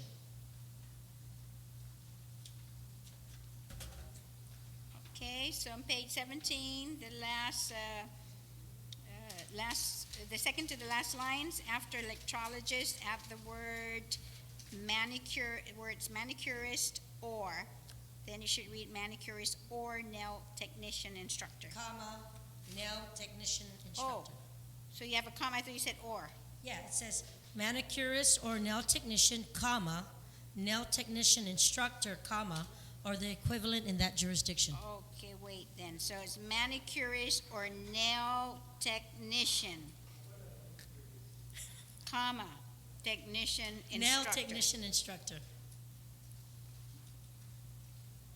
Okay, read it So one the more only time. inclusion would be manicurist or nail technician, comma. Because there's already a nail technician instructor in there. It's already there. No, you're adding, you're, I'm adding the word manicurist or nail technician, comma. that's what I'm saying. That's one. And then the other is a nail technician instructor. Right, that's already Yes. Okay, so you're going to add the words manicurist or nail technician, Comma. comma. there. Yes, ma'am. Okay. And then there will be a nail technician instructor. Yes. On the amendment, are there any objections? No objections, order. When you're And done with this, everybody go out and get a manicure now. Madam Speaker. That's it? Oh, no some more? Okay, go ahead. Okay. I just want to take the time to thank the committee for the opportunity of the Oversight Chair on Health for taking the time to at least proceed with Bill number 358. And I'd like to also thank my colleagues for taking the time to accept the substituted version, as it was the desire of the Cosmetology Board and the community to update the Barbering and Cosmetology Act of 2000. And I hope that all my colleagues would support this effort, and I just want to thank them, those who've made provisions and amendments to make this bill a stronger and better bill. I want to extend my thank yous to them. And I want to thank you for giving me the opportunity to speak on this bill, and at this time to move this bill down to third reading for voting. On the motion then to place Bill 358 as substituted by the author and on the floor to the third reading file without any objections, so ordered. Very good. Moving right along.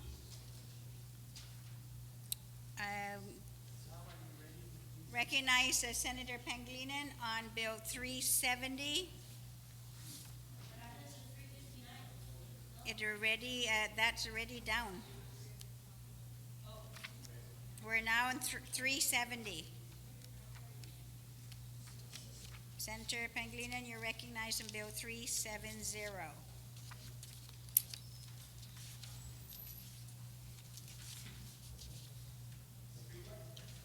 370?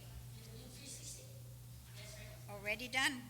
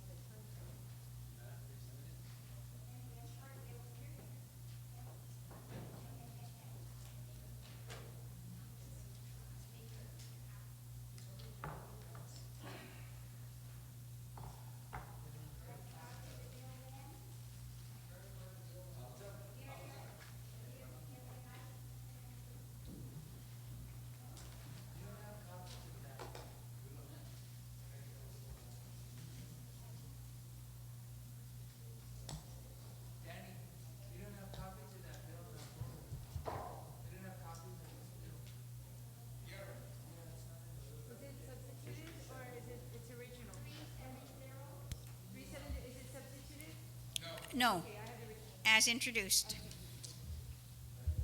Thank you, Madam Speaker. Madam Speaker, I'd like to move that Bill 370-30 COR be placed in the third reading file. And you would like to briefly? I'd like to briefly discuss the bill. Okay. Thank you very much, Madam Speaker. Madam Speaker, Bill 370 would just clarify for the record and for policy the legislature's intent when it passed an amendment to 60112 of Title 21 in the Guam Code annotated during one of our earlier sessions in this body.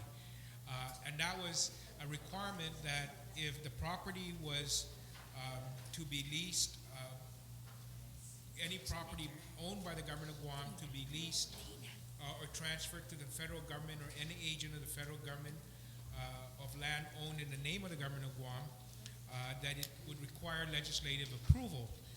And this included properties in the Chamorro Land Trust and the ancestral lands. Now, we thought we were fine there, and we were. But the AG has come back and has started ruling that the individuals who receive property by statute with more particularity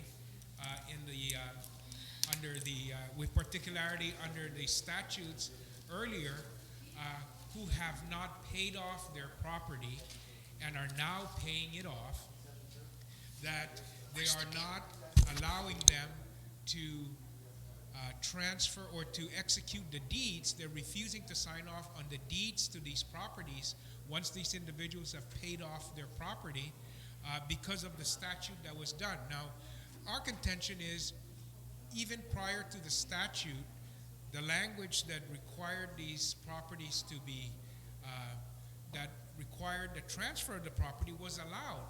And that statute that was passed only affected properties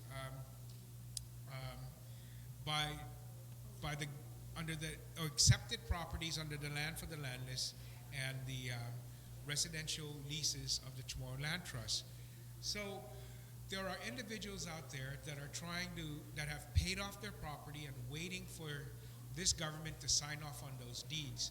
Now, rather than, get into a legal debate that becomes esoteric on our part, although I enjoy those kind of debates, the real life effect of this Attorney General ruling or interpretation is they're refusing to transfer property that have been paid off by these individuals as allowed for in the statutes, refusing to sign off on those deeds. And these individuals are trying to either pay off this, get mortgages, refinance mortgages, etc. And this is preventing them from moving forward in the making economic use and maximizing the economic use of these properties that they have been sold to by the government of Guam. And so, do we continue the debate? We have actually one individual who's trying to settle an estate before he leaves, that he's facing some health challenges, and he says, before I create any problems for people that are following me, my descendants, my heirs, let me just finish this up. But now I've got the Attorney General interpreting this law and won't do anything in terms of moving forward on signing off on a deed that I've already paid for. And property that I've paid for. And so rather, again, than entering into this kind of argument, this bill would very clearly state that the prohibition on requiring additional legislative approval for transferring these properties will not apply to the Land for the Landless program. I must make it very clear that it is only those individuals that have bought land in the past under the Land for the Landless, because this government is no longer selling any property that it owns to individuals, that the Land for the Landless has ceased to exist, but there are about 400 families and individuals on Guam that purchase property that haven't paid them off yet, and they are continually making payments, and once they finally pay it off, that's when they get the deed transferred to them. And so we have some families waiting for their deeds because they've paid off their obligation in the purchase of these properties, and the Attorney General's office won't sign off. And so this will clear up that matter and not subject these individuals to this differing interpretations of the law.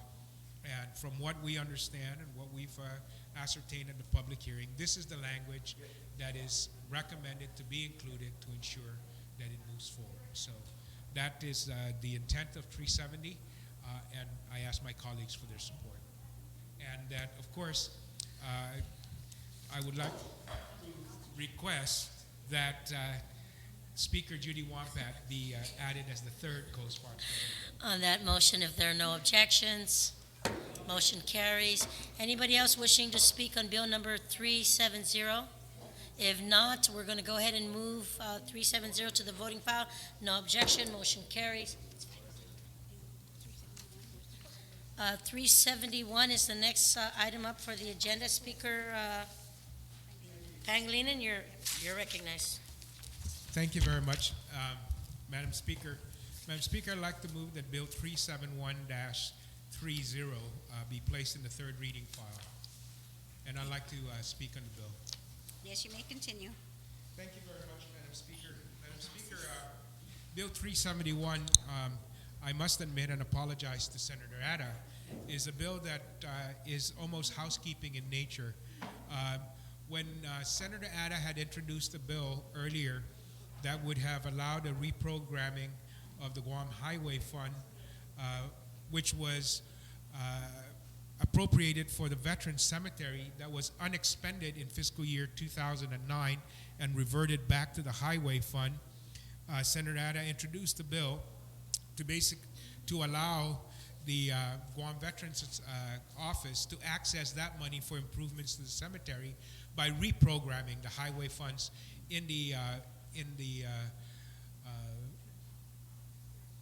introducing a bill that would clarify that even though it reverted, we wanted to continue the expenditure of those funds.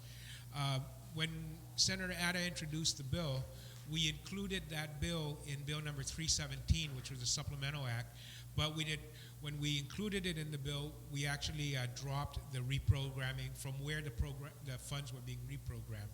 And we just wanted to make it clear that money is going to come from reprogramming of the Guam Highway Fund. This would, again, ensure that there's no debate whether the money's there or whether there's authority to for the governor to expend this fund to support the Veteran Cemetery improvements because of the ambiguity in the source of the funding. And this would make that clear, as made clear in the bill that was introduced, the separate bill that was introduced by Senator Ada. So I'd like to move that 371 be placed in the third, but also to add Senator Ada as the second co-sponsor. Co-sponsor without any objections, so ordered. And si Tom Ada. Aye. And then also the motion then to place 371 down to the third reading file without any objections, so ordered. Okay, we've exhausted at least what we have on the list, but tomorrow morning we will take up the first bill of 304 at 9 o'clock tomorrow morning. Good night.